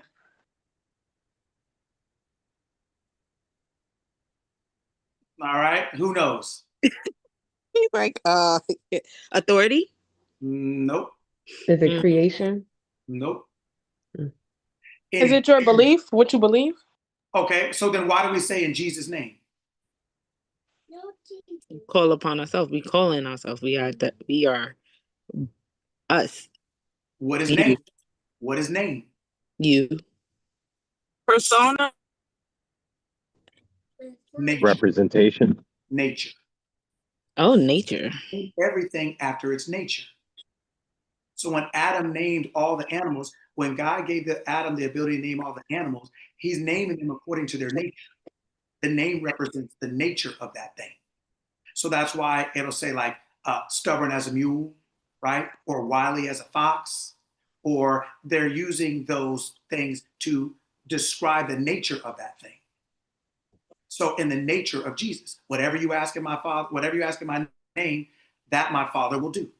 Whatever you ask in my nature, the nature, that's why it says, let that same mind that's in Christ be also in you. When you're meeting a mind, when you're meeting a man, human, you're meeting a mind, right? It's a nature. The name, it's a nature. So when you are naming things, you're really describing the nature of something. You're describing the nature of your experience. So when you're saying, why do you think we say, oh, I'm sick? Well, everybody understands the nature of sickness. So they know you're not feeling well. Oh, I'm doing great. They understand the nature of greatness. Not just the word of the title, they understand what that means, what the expression of that is, nature. So your awareness gives Amanda the ability to name her nature, to name the nature of her experience. So when you think you're naming something, what you're really doing is describing the nature of that thing. The name is the title of that nature, that you're aware of it being like this. So whatever you're aware of it being like, you're describing that word or that name is the title of that awareness. The nature. Name is nature. That's what that word means. All right. Next. Okay, so a couple of things. When we read the selection, and she was talking about how the lady called with all of the negative things as to why, one, she couldn't have something, or two, the other person couldn't lose the weight. And what I picked up on is that she didn't even tell them that they had to do something different. Mhm. She did it, and it was so. Mhm. So, like this, because that was the thing that I was trying to get in my head. Like, I don't have to have someone else get on board with the thought process that I want or what it is that I want. I just say what it is, and then that's what it is. So I should wear that was this church tomorrow or no? Should wear it today. yes, and then and that person is not even needed in the actual doing of the thing. And then so the other one was, and then I heard you say, we talked about faith and how um, faith is, what it is that you like believe in, but you can't actually, because it says faith without works is dead. I always heard you got to work, you got to go to work, but if we're talking about faith, it's not the working, the hands that we're working, it's you're practicing standing on the faith in the things that you believe that you're actually working. I think for years I've heard faith without works is dead, but I hear it in the term like we got to go to work, we got to do something. But the something that we have to do is standing on faith. So I'm like, whoa, this is, I wrote so many things down that I'm like trying to narrow it down to what it is that like, and then it's like practice makes perfect. So when you stand on the faith and the belief, that it gets easier. Mhm. And this is why, it was like faith without ceasing. That's not how it goes. Um, pray without ceasing. Mhm. So you speak the things that you want. That's the prayer. That's what it is we want. And we do that in everything without ceasing. So it's not like okay, we have to have this set aside time. It's when you wake up in the morning, when you're walking out the door, it's you're praying, you're speaking those things that are not as though you want them to be in that prayer, and speaking those things that maybe are that you want to continue, but you're praying without ceasing. You're speaking the things that you want, and then you're practicing faith to say, I'm standing on this regardless of how it may look. I'm standing 10 toes down on this. This is so good. I was hearing stuff, but hearing something else every time you spoke. Mhm. All right. Yep. All right. Yeah. So let's come back to what you said a little bit. First thing you said was basically realizing that the lady decided that whatever she wanted for someone or whatever someone asked her, came to her with, that she was going to see it the way she wanted to see it. And she didn't need their involvement to see it that way. Why is that? Mhm. Because she was the one with the faith. She was the one that with the belief. She was the one, even though they were saying that they wanted it, they were speaking against what it was that they wanted. It was Yeah, like, do you no, want it or no. no? Just like I said yesterday, no. Listen to what I'm saying. Oh, the hazard, occupational hazard, that part. No, not so much, but listen to what I'm saying. You said, and rightly so, you're right, that she decided she wanted something and she didn't need to involve anybody else to participate. Mhm. And she got what she wanted every time without talking to them, asking them anything, right? Mhm. Why is that? Why did she get what she wanted? Why is that? How is that possible? Because she rewrote how it came to pass. She Yeah, but why? Yeah, but that's just the what why. Okay, all why? right. Why is that possible? The only reason Hmm. you would do all that is because you know it's possible. The reason that you're giving me reasons why you would do it. I'm asking you, why would you do it? You would only do those things because you know it's possible. How do you know that's possible? How does she know that what she was going to do? We're talking about what she did. I'm asking you, how did she know? Forget what she did. Why? Because how did she know that what she was going to do would even work? Has she seen it? For the sake of time, because she understands this is what I mean. When we say things, we don't really realize what we're saying. And that's why Right. it's always a bumper sticker and a platitude and an aphorism at best, but it's not a lifestyle because we don't really understand how it applies in life. That Mhm. is, she represented exactly the statement of you create your reality. Mm. You create your reality. Because if your reality is dependent upon other people, you're not the creator.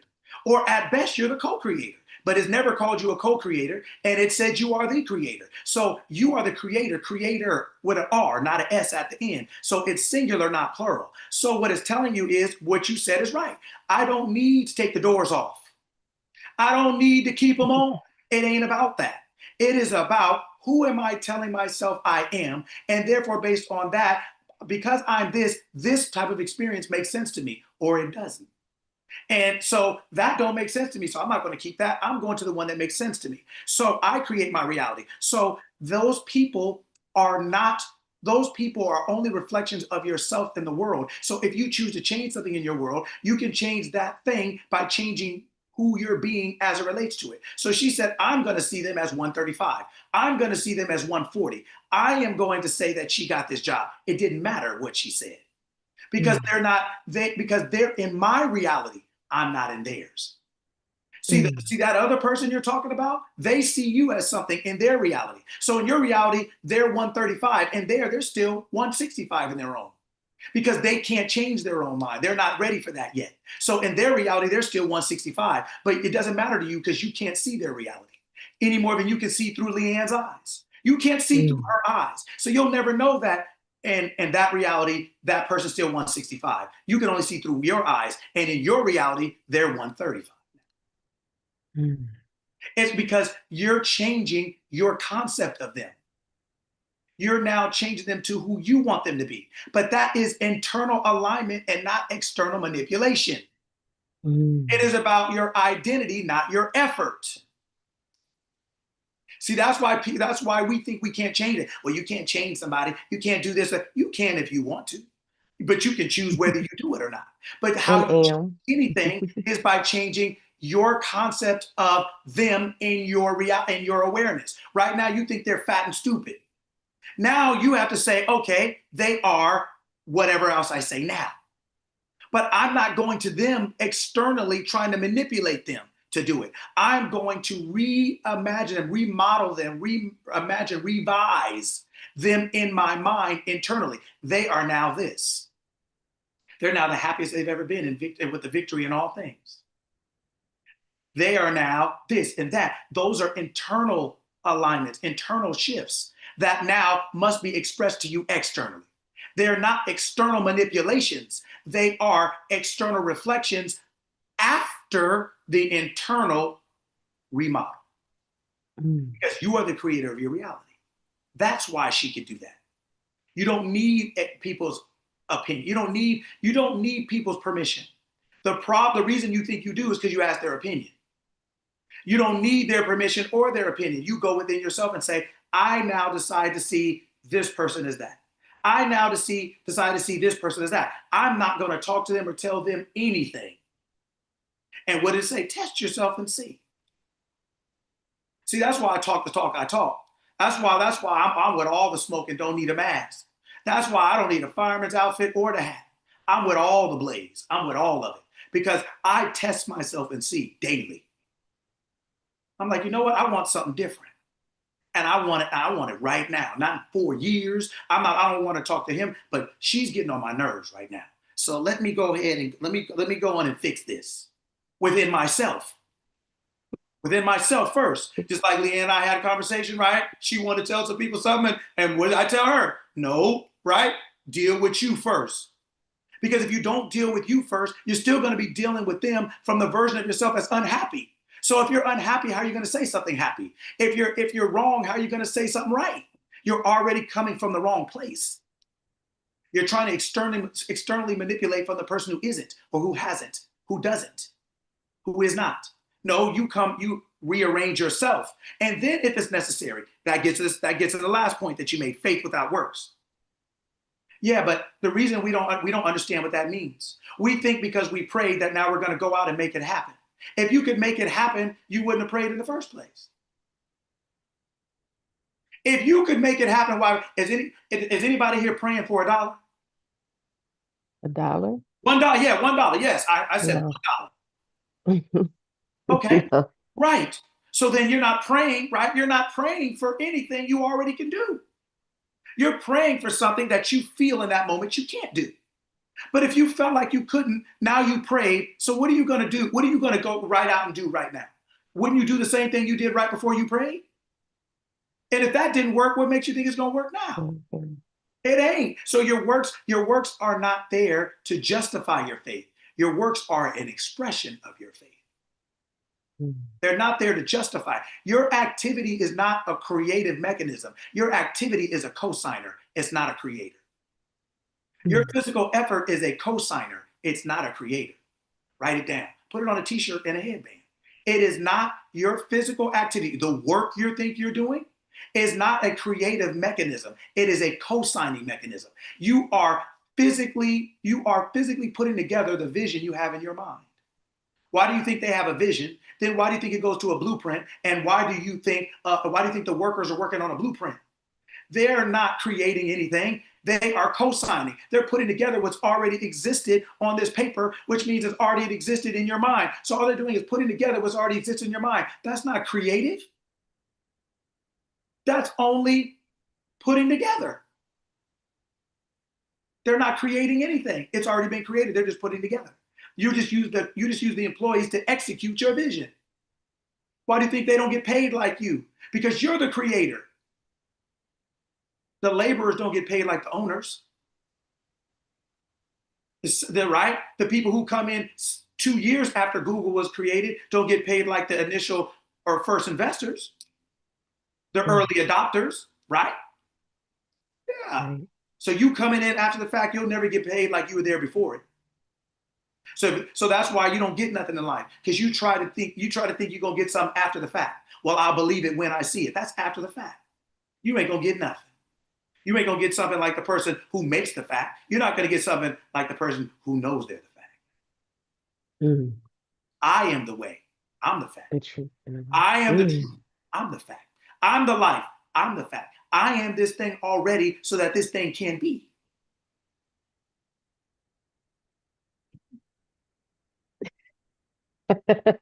Here we go. Go off, coach. Go Now off. is the Walk off the it's screen. it's not the marker anymore. Now it's the chair. You Walk It's off guys the the just screen, can't walk-off. coach. see it. Drop the mic, coach. See what I'm saying? Break the whole computer, coach. Just go off. No, don't. Go off. Make sure my chair stays. You dropping gems, Pharaoh. You dropping gems. Right? Your faith, your works do not justify your faith. Your works are an expression of your faith. Now, faith comes from what? When we say we're using faith as a result of doing what? Listening. No. We're using faith as a result of what? What Believing. Believe our minds. Our minds. No. What we say, oh, I'm walking by faith. What are you walking by faith for? About what? What did you do? What your faith is regarding what? Commitment. What it is that you created. Okay, commitment. That's a great word. And what you created, both of those are great words. Commitment and what you created. What is the word for that? Is that assumption? Yeah. What is the word for assumption? What is the word for that? Assumption, commitment, what you created, knowing. What's the word for that? Oh, you're giving me all the adjectives. You're not telling me the word. Belief. You're not telling me yeah, that's what it is, but you're still not telling me the word. See what I mean? We use these words all the time. I am. Decision, all of these words. Decision. That decision, that word is right too, but it ain't decision. That's another adjective for the word. Reality. Okay, that's still a description of the word. Fix your camera, please. Huh? Lower your. I don't know what you did. No, you guys got to understand what it is. I don't know what I did, but that's all right. All right. That better? Well, let me back up. No, okay, no. It's too low now. Now it's too low. Okay, there we go. Better. Thank you. All right. What is the word? Everything that you guys said is right. What is faith? The truth. Yeah, no, the truth. That is true too. But faith, we're talking about faith is what you do. Faith is what you're walking in after something. And You create. Huh? My baby cousin who's 3, he said create. Create. That's what this thing does. Evidence. That's what this thing is. You still haven't told me the word. So like in the Bible, they have this thing called the rule of first mention. Okay. So when they talked about faith, they talked about walking with God. Yeah. Or if you're not in faith, you're, of course, or you're perverse, you're not walking with God. So in this respect, is faith walking with God or having God within? Okay, so walking with God is having God within. His name is what? God's name is what? I am. I am is what? What is I am? All knowing, all powerful, omnipotent, omnipresent, It's a consciousness. omniscient. Yes, consciousness, It's an awareness. Mm-hmm. Okay, so what is this word? This word is prayer. Everything you described is prayer. What is prayer? Prayer is the aware. So right now you're something and you want to be something else. So you pray, right? Historically, you pray to be something different. For something to start or stop, right? Whatever, more or less, you pray. But after you pray, you're supposed to walk by faith, right? That your prayer was answered, right? Whatever you desire when you pray. So prayer is they're saying prayer is the mechanism by which you change something, right? But so what is prayer? Prayer is the assumption, prayer is the assumption of the new thing. I'm now this thing, or this thing is no longer the case. And what do? You walk with God. You walk with the assumption of that. You walk in the awareness of your prayer by faith. You walk in the awareness of your prayer without looking at the external world to tell you whether it's true or not. Because walking with God is an internal thing. It's not an external thing. It's not an external manipulation. It's an internal awareness. It's an internal alignment. You come in alignment to that thing. Yes, you assume ownership. That's what prayer is. You know what prayer is? You know how you go down the freeway, right? You see the freeway, right? Well, how do you get on a freeway? Or a highway, how do you get on it? The entrance. The entrance. What do you think prayer is? It's the entrance to something that already exists, the on-ramp. That's what prayer is. It's getting you on to what's already happening. Your prayer in creation is finished. The freeway is finished. You're just not experiencing it, so you got to get on the on-ramp. That thing that you're praying for already is happening. You just got to get on the on-ramp. Your prayer is the on-ramp. I'm joined like this right now, but I'm on the street. So now I'm coming down to get off the street onto the freeway via the on-ramp. Onto the freeway that's already existing. And the novice people getting on take longer. The people that been driving and doing this thing for a minute, we hop right on. Like, let's go. What we doing? We go around those people. Like, you ain't ready? I am. Whoa, that's good. So those are the people that you call, master manifestors. Those are just the people like you and I who've been driving forever. We hop on the freeway like, have you ever seen a student driver get on the freeway the first time? Oh my God. Oh my God. I'm going around. I'm sorry. I know we're supposed to wait, but I'm going around. Yes, right? It's just like, but those are the people who tell you, it's divine timing. It's God's timing. Those are people who will tell you all this. No, you just don't know how to drive. And that's okay. You're a student driver. I don't expect anymore. I ain't mad at you. We've all been there. But how can it be divine timing if there's a student driver and there's you? No, you're just not mature enough for this thing to happen that fast for you. You don't know yourself well enough to know how can it be divine timing and it not be my timing because I'm divine? Yes, timing, just like double dutch. There's people who have timing and there's people who know timing and the people who don't. There's people who know how to turn the rope, people know how to think, and there's people who know how to get in that thought and get it cracking. They ain't got no issue with timing. They're not waiting. Get in there. Right, get in. What did it say at the beginning when we read that thing? What is it saying? It's saying what? No, don't substitute being called a Christian for living the life of one. You don't get to get off with no title. No, it's either you living it or not. It's get rich or die trying. Sitting around thinking about it, sitting around dreaming about getting paid ain't gonna happen. Right? But to your point, Sarita, to your point, it's not about the physical effort. That's all you have when you can't think. That's all you are when you're a laborer is your physical effort. That's it. But when you're the owner, you're not justified by effort. You're justified by awareness. I ain't got to come here and do nothing. I'm the owner. I got to make sure you're doing something. I can sit around and do nothing. Hey man, I brought that move that broom over there. Move. I ain't gonna move my hand. I ain't doing. I'm over there. Yeah, move it. Yeah, over there. Like I'm doing as minimal physically right. I'm not doing Puerto Rican point. Yeah. I'm not doing, that's it. I'm not doing nothing. Because I got my edges done and I don't need nothing out of place. Yeah, I done laid my baby hair down with a toothbrush and the gel. And I'm not gonna mess it up for you. Now go over there and move that broom, man. Don't sweat my thing out. Don't get me upset. Don't get me upset up in here today, right? Yeah, right? You're not, as an owner, you're not justified by your labor. Only the employees are. That's right. Talk to them. That's it. Talk to them. My hairline is straight. Straight. Okay. Just let you know. Yeah, man.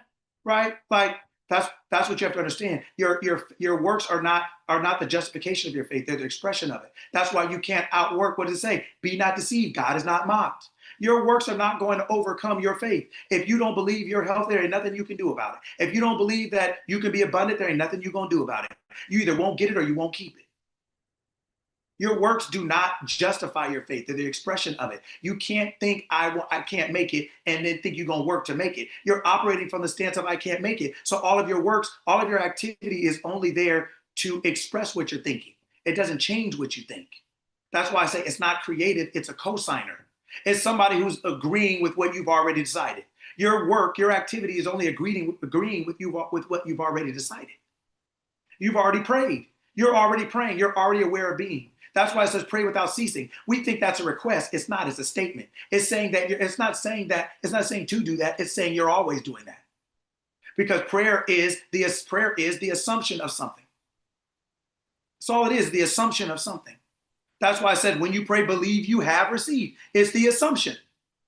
You believe something without physically looking outside to justify it. That is your walk with God. It's the eternal awareness of being. Yes, you can't outwork your belief. You can't outwork, right? Well, even your belief in nutrition is something, right? It's all a belief. It's all a belief. Nutrition is relative. When I was finished playing basketball, I thought about going to the police academy when I was just trying to figure out what I want to do with myself. So I went to the point where I went through where I got to the physical.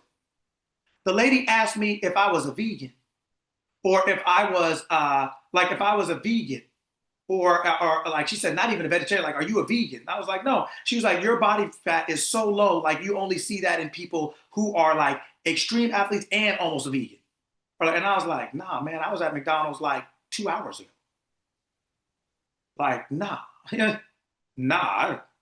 I knew what vegan was, but it wasn't. I mean. And I knew what vegan was just like I know what Russia is, but that don't have nothing to do with me, right? I wasn't, no. Nutrition is just a belief. We have all kind of nutrition. Yeah, I understand it, but that's not the truth. Nutrition is not the truth. God made nutrition. So whatever you think it is what it is to you. Everybody's thing is different. Some people think you gotta be a vegan, then you gotta be a vegetarian, then you can't eat carbs. Then they say, well, carbohydrate, right, is this or that. Then they say this, or people say 1,000 different things. 1,000 different things. It's like we only know it's truth only, truth always. We don't have I am. I am doesn't have any limitations or conditions. Humanity does, right? And when you put yourself on that, you'll always have to be a slave to it. You start creating your own jail. You start believing, well, if I eat too many carbs, it'll be this. You go on the video and somebody else will tell you, they'll tell you low fat, high carb. Somebody else will tell you be a vegan. Somebody else will tell you be a vegetarian. Somebody else will tell you eat protein only. Somebody else will tell you, to run your body with sugar because it increases your FGH21 levels. Somebody will tell you if you eat so much protein that it just basically turns into, it'll promote your FGF21 levels, which basically is your metabolism burning hotter. Right? So that you don't have to, the more sugar you eat or the more protein you eat, after a certain while, it makes your metabolism burn higher. So you can even eat more and still burn more fat because you're burning sugar. I'm going to tell you, I'll go 3 days on licorice and Snapple. And if I take my shirt off, it is what it is, though. It's six packing like Bud Light. It's just what it is. It's going to let you know. It's what it is. Period. Creases everywhere, all right here. It's like Starch jeans in the 80s. It's just what it is. I'm just telling you. But it's on. I always say, prove it to me. Show me that you're eating. He's about to get his candy. He got so much candy, it's ridiculous. I think I get fat off looking at it. Here he comes. Here he comes. He ain't lying.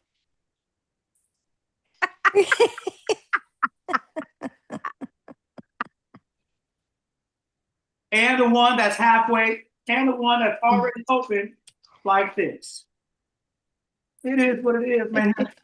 Like nutrition doesn't mean anything but what you think it means. And there's nothing wrong with it. But here, like, I want us to be free for real.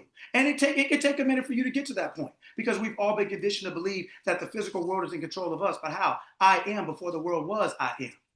Before the world was, I created heaven and earth. I am did that. So I'm not going to be in bondage to something I created.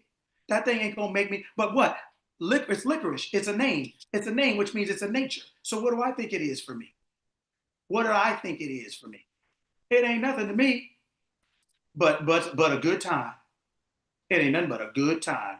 And I'm over here timing, as you can see. Hard. Yeah, that's right. So I said, no, we're not in bondage to anything. Nothing lords over us. Nothing. Nothing, period. We have no limitations or no conditions. We are I am. We are the best and the greatest. And that's how we talk to ourselves. Right? Period. Right? All these things are just different experiences, different opportunities to have different experiences in life. Right? That's all it is. People tell you, oh, it's not 50 years old. It don't stop. My metabolism. Oh, you don't have to do this and get that. All those things are just things we told ourselves, or the people told us that we aspire to. Oh, you can't do this and this. But I'll be walking 14 miles, 13 miles a day for fun, just for fun. I don't talk about myself like that on here, but some days, sometimes you got to pop off and show. Sometimes you got to pop off. Yeah, sometimes it's necessary, right? But the point is, like, you can do anything. You're I am first.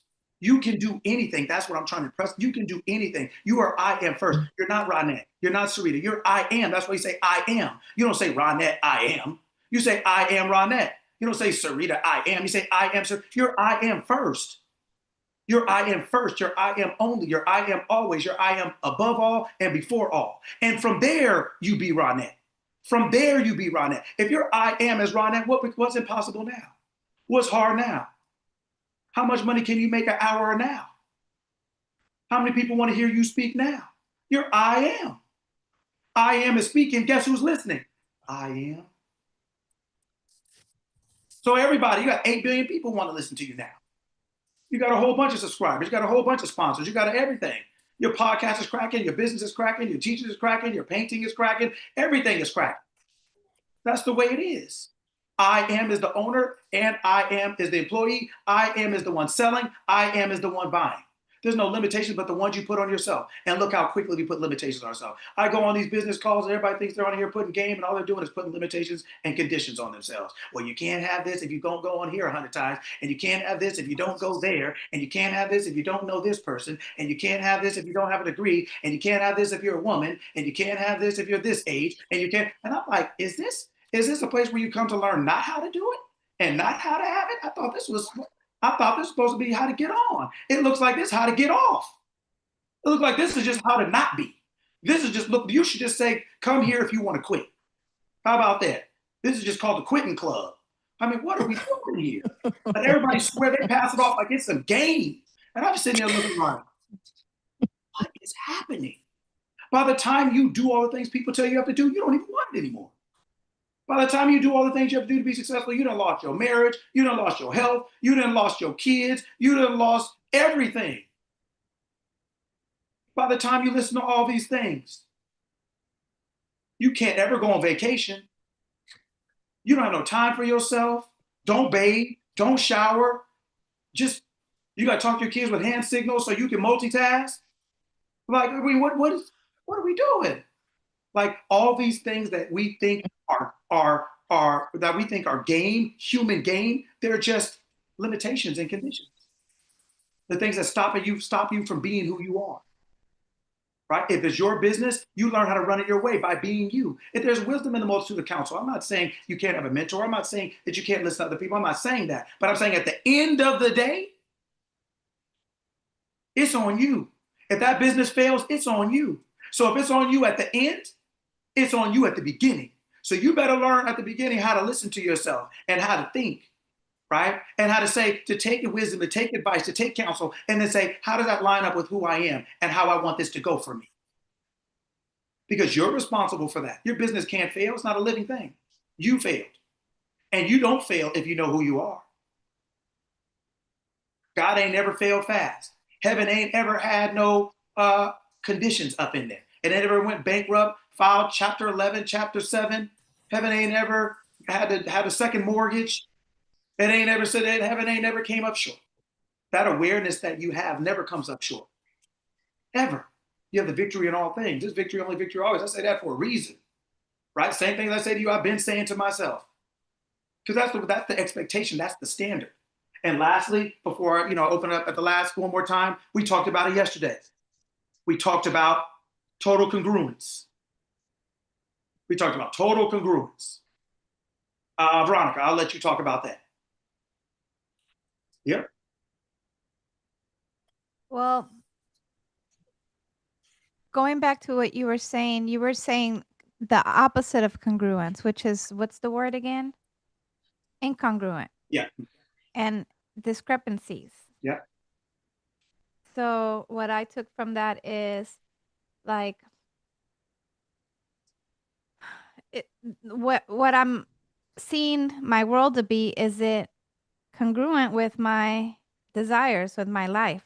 Or is there discrepancies? So if I want a successful business, health, an amazing relationship, if I'm not seeing the same thing, then something's kind of off or wrong, incorrect in my thinking because I'm not seeing the results in reality in actual expression. Yes, that's very good. Let's see here. Sarita, same for you. Total congruence. What is it? It is being what I want in each area. So abundance, if I want abundance, is being abundant, not just in my finances, but in my family. It's that multiple streams energy, multiple streams of joy, multiple streams of happiness, multiple streams of love, multiple streams of monies, multiple streams across the board. So it's being congruent with everything I want and having that in each area. Yeah. Yeah. And I just remembered right now we were talking about like if we can do it in business, if we can do it in a certain area in our life, our relationship, but not seeing it in another place. What's happening there? Like why are we seeing it on one side of our life, but not everywhere in our life? Yes. Yes. And why? And if that's the case, why does that happen?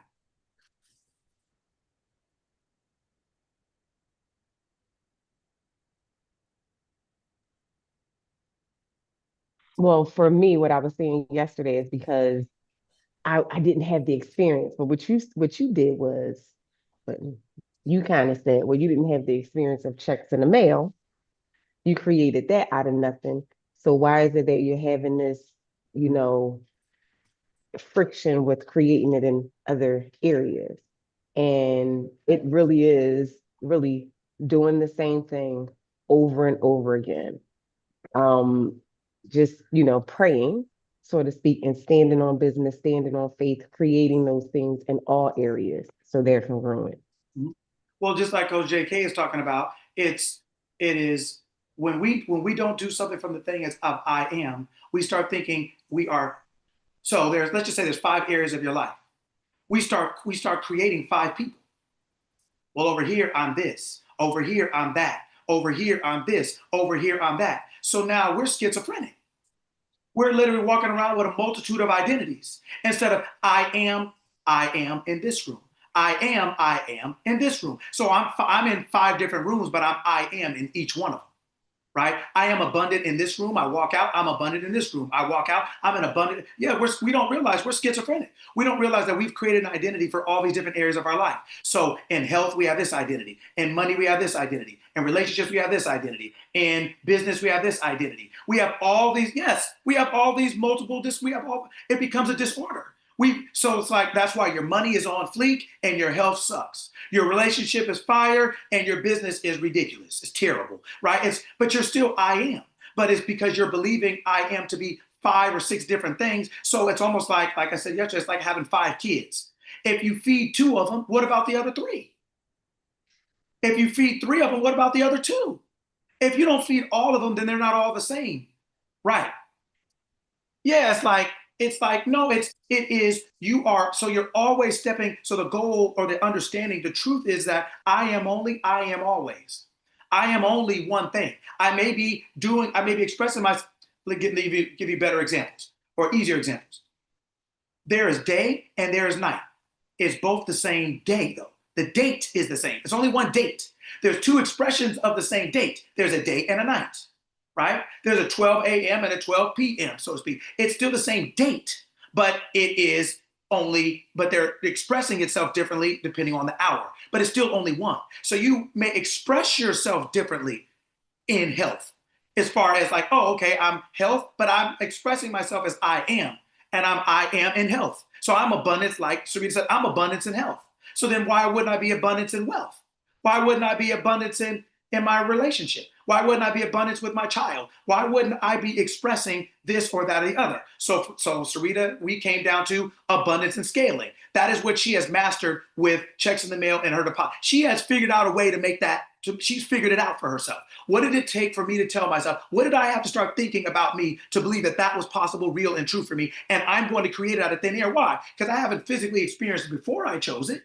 So it's not like I have to have experience before I have the experience. No, I have to have the idea. I have to be willing to accept the idea. That's not a physical effort. That is an internal alignment shift. Inwardly, I decided to start telling myself this is the way it is. And from there, it became so.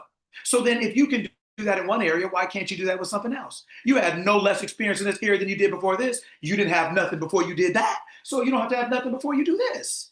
That is total congruence. It's saying if I can do it in one area, I can do it in all ways. So if I have mastered abundance and scaling for myself, I'm going to take abundance and scaling in my money. I'm going to take abundance and scaling in my relationships, abundance and scaling in my business, abundance and scaling with my spouse, abundance and scaling with my children, abundance and scaling with my every area.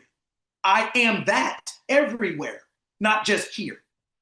That's the truth. That is total congruence.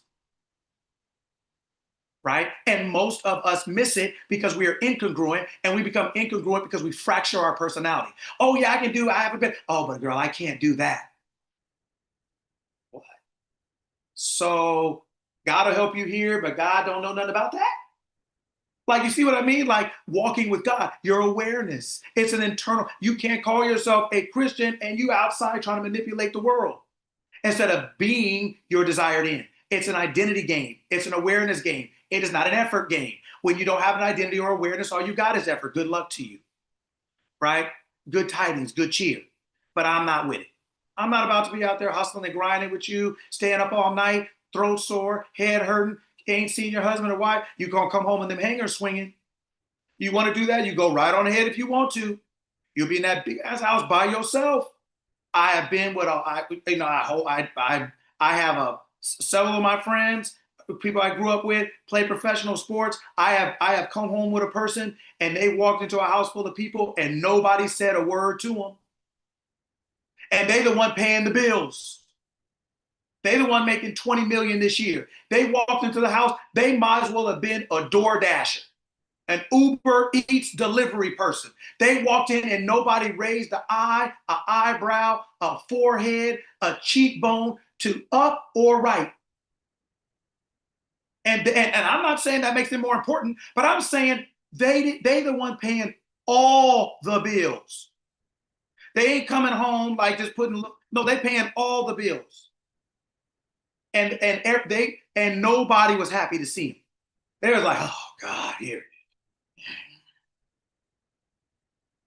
So you can sacrifice yourself if you want to, right? Thinking you got to be this and you got to be that and you got to do this. Okay. But see, what humanity only has the concept of robbing Peter to pay Paul.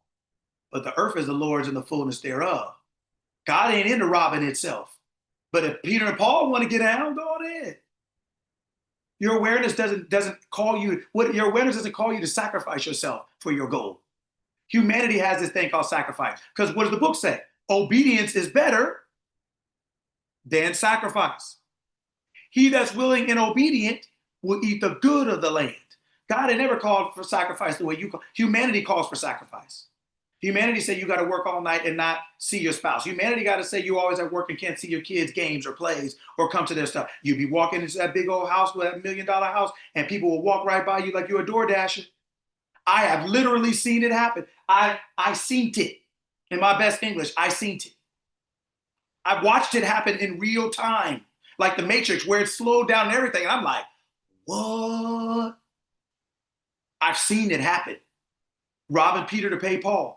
So just understand, like, this game is not about effort. It's about your identity and awareness. It's about you praying, meaning I'm going to assume that I am who I want it to be now. I'm going to assume that things are the way I want it to be. That is an internal game.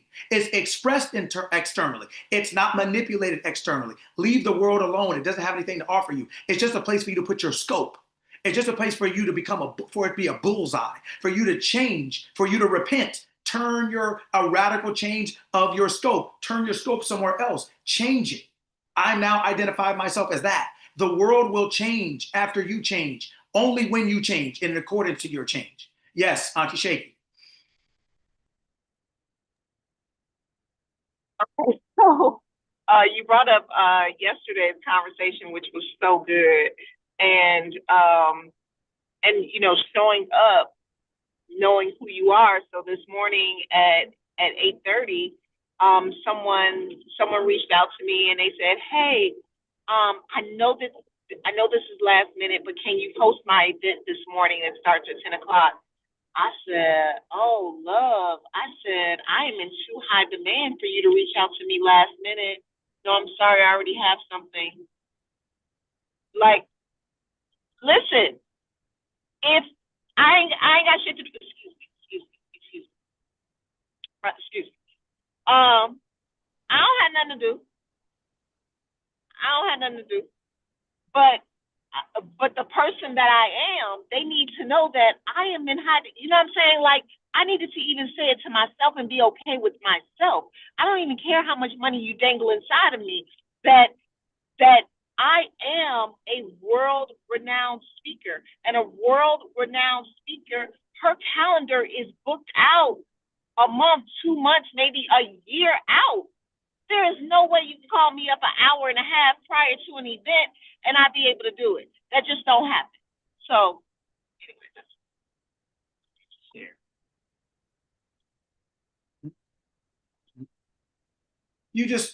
there is no good or bad. There's no right or wrong. There's only choice and outcome. And the choices we make and the outcome we get as a result, the choices we make are based on who we're being, who we're telling ourselves we are. That's why you make that choice. That's why you don't make that choice. That's why you make the choice you make. That choice didn't make you make that choice. And that outcome is not a punishment. It's just the outcome of a choice. And the choice you made is because of who you believe yourself to be in that moment. There is no good or bad. There is no right or wrong. Those are morals and ethics. Those are human assignments. That's human, but that's not who you are. Right? We talked about it last week. Good morning. How is God doing this morning? I'm waiting. How's God doing? Wonderful. Huh? Fantastic. Great. Excellent. Incredible. That's it. Outstanding. That's it. So you take that with you everywhere. I'm incredible. I'm outstanding. I'm the best. I'm the greatest. You're not telling the world that physically. You're telling yourself that. But the world will tell you. You ain't got to tell them. They'll tell you, hey, has anybody ever heard the sun? It don't stop its effect, does it? You feel it, don't it? You see it, don't it? Don't you? You feel it, you see it, you know it, you're aware of it. Well, that's you. That is how you should be moving. You made the sun. So don't you think you know how to have an effect without opening your mouth? Don't you know how to have an effect without being around? You made something that has an effect with just being around. That has an effect without speaking English or speaking anything. It just is, because it's in the environment. It do what it do. It does what it does. It is what it is. That's the same thing.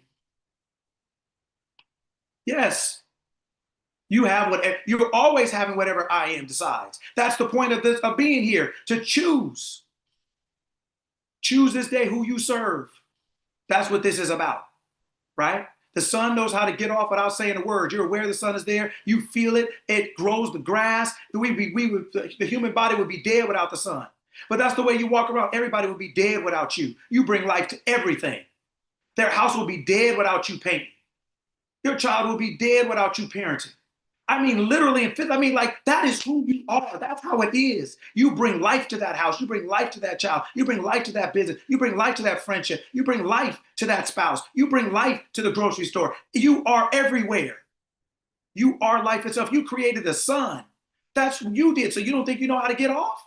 You don't think you know how to be life-changing, life-saving, life-extending, and life-improving? Yes, you bring life to the house. You bring life to every house. That is your standard.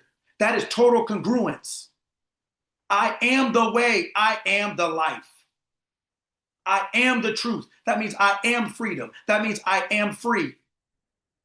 I'm free mentally, emotionally, physically, financially, and socially. With every person, place, situation, circumstance, condition, and thing.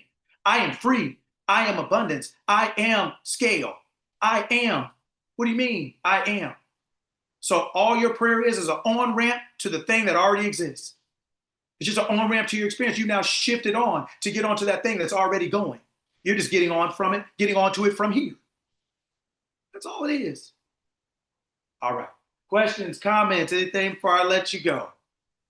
Coach, every week I can't stop thanking you for just the way you explain this information. Was not how it was taught to me growing up. The way that you break the Bible down, I started reading the Bible again. So I started feeling safe to read the Bible again. That's a big statement. Grab the candy, coach. I'm gonna buy you some candy, coach. What kind of candy you like? Because I'm gonna send you some candy, coach. Because like, Vero, I'm sorry, I'm gonna have to buy this man some candy. But this brother asked for candy. He don't even ask for candy. That's the craziest part. He don't even ask for candy. He don't even want to. Coach is not the type of person like I gotta come up off of this. He just want people to be aware of their abilities. What the hell is better than that? I'll buy this man some candy and some dental insurance. So we can contribute to some dental insurance for Coach Lucky. This is good information. My family is uplifted. My family is uplifted. We get better every single day because we realize our abilities. This is a healthy community. This community will continue to grow and thrive. Always remember who was here day one. Always remember that. Always remember that I'm here to support the excellence of this community. This is a good space. This is a safe space. Thank y'all. Thank y'all. Congratulations to both of y'all for what y'all have built and what y'all are continuing to build. I'm proud of you. I see you. I hold you up in high regard. Keep going. This is excellence. Appreciate it. Thank you. And as you as well. Yes, you as well. I think I'm in. All right. That's right. I know, Leah. That's right. That's right. That's right. Yeah, that's right. That's right. All right. What else we got?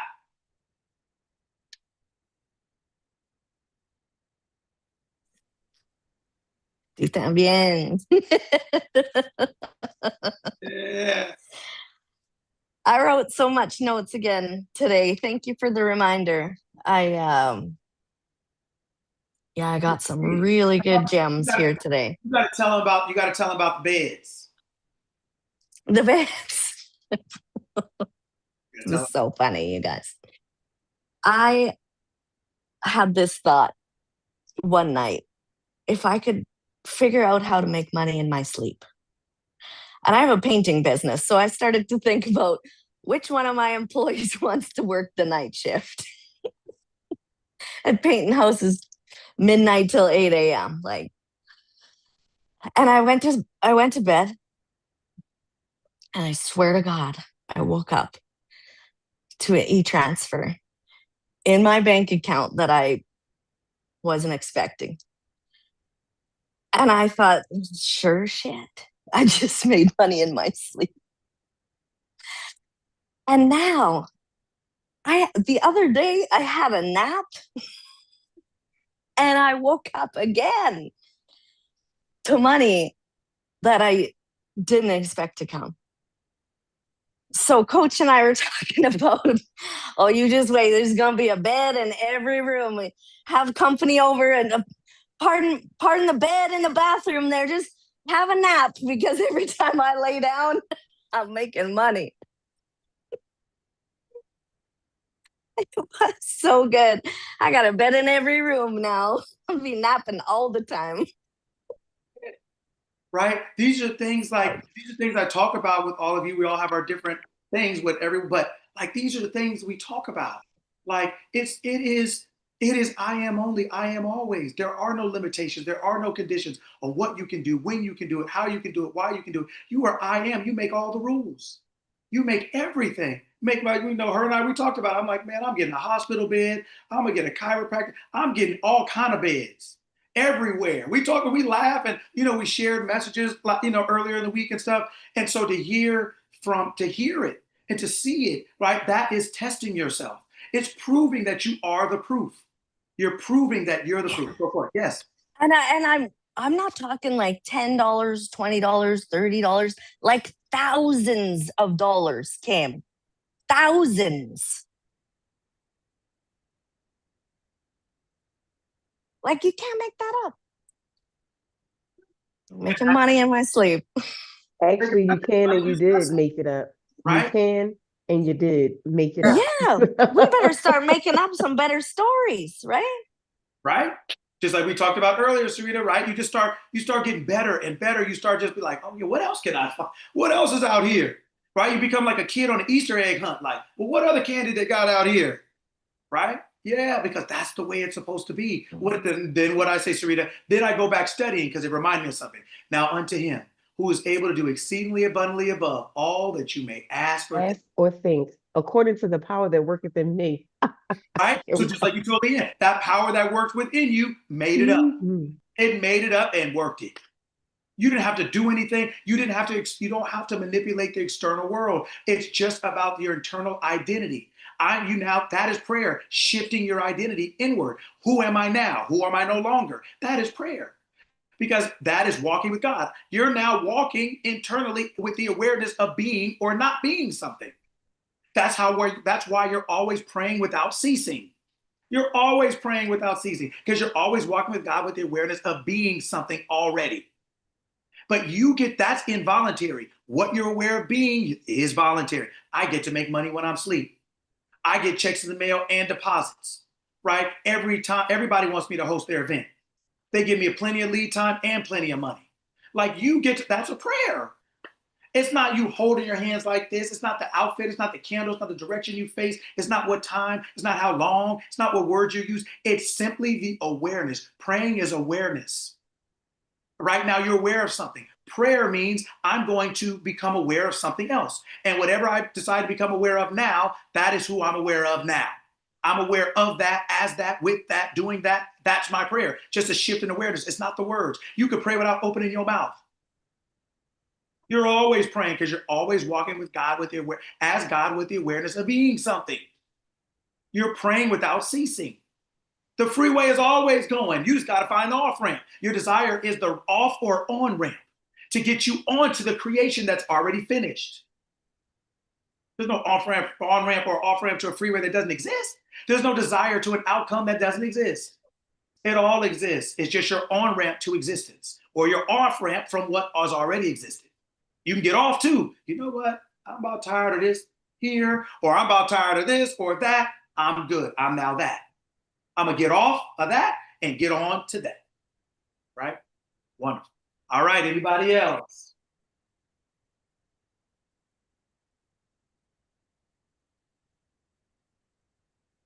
Okay. Veronica, anything you want to say? Thank you everyone for watching. Shout out to Alberta who's in the YouTube. We miss her and she says she'll come back in after May. She's doing her thing out there. So I just wanted to, and she said hi on YouTube chat. Thank you everyone, honestly, and just want to let you guys know that, of course, when we're talking about the calls or yesterday and all that, we're talking about the youth circle. Saturdays is just honestly like just a little. This ain't even it. If you think this is it, no. So if you're interested, just let me know. I'll send you the info. All right, everyone. Happy Saturday. Right? It's favor only, favor always, victory only, victory always, success only, success always. It is total congruence. You take the highest, you take that part of yourself where that you know you're her or you know you're him. You take that part of yourself where nobody can tell you nothing, and you raise every area of your life to that standard. I'm her here, there. No, everybody wake up. Everybody get up. I'm her in every area of my life. I'm him in every area of my life at the same standard. There is no fluctuation. This ain't the stock market. This is constant. I'm the same yesterday, today, and forever, right? Period, right? It is I have the victory in all things. So you raise every area of your life to that standard and you walk on that water. You walk on the truth, right? As the truth, the way, and the life, right? And it's wonderful. Happy Saturday. Have a good rest of the day, good weekend, and I'll see you all next week. See you guys later.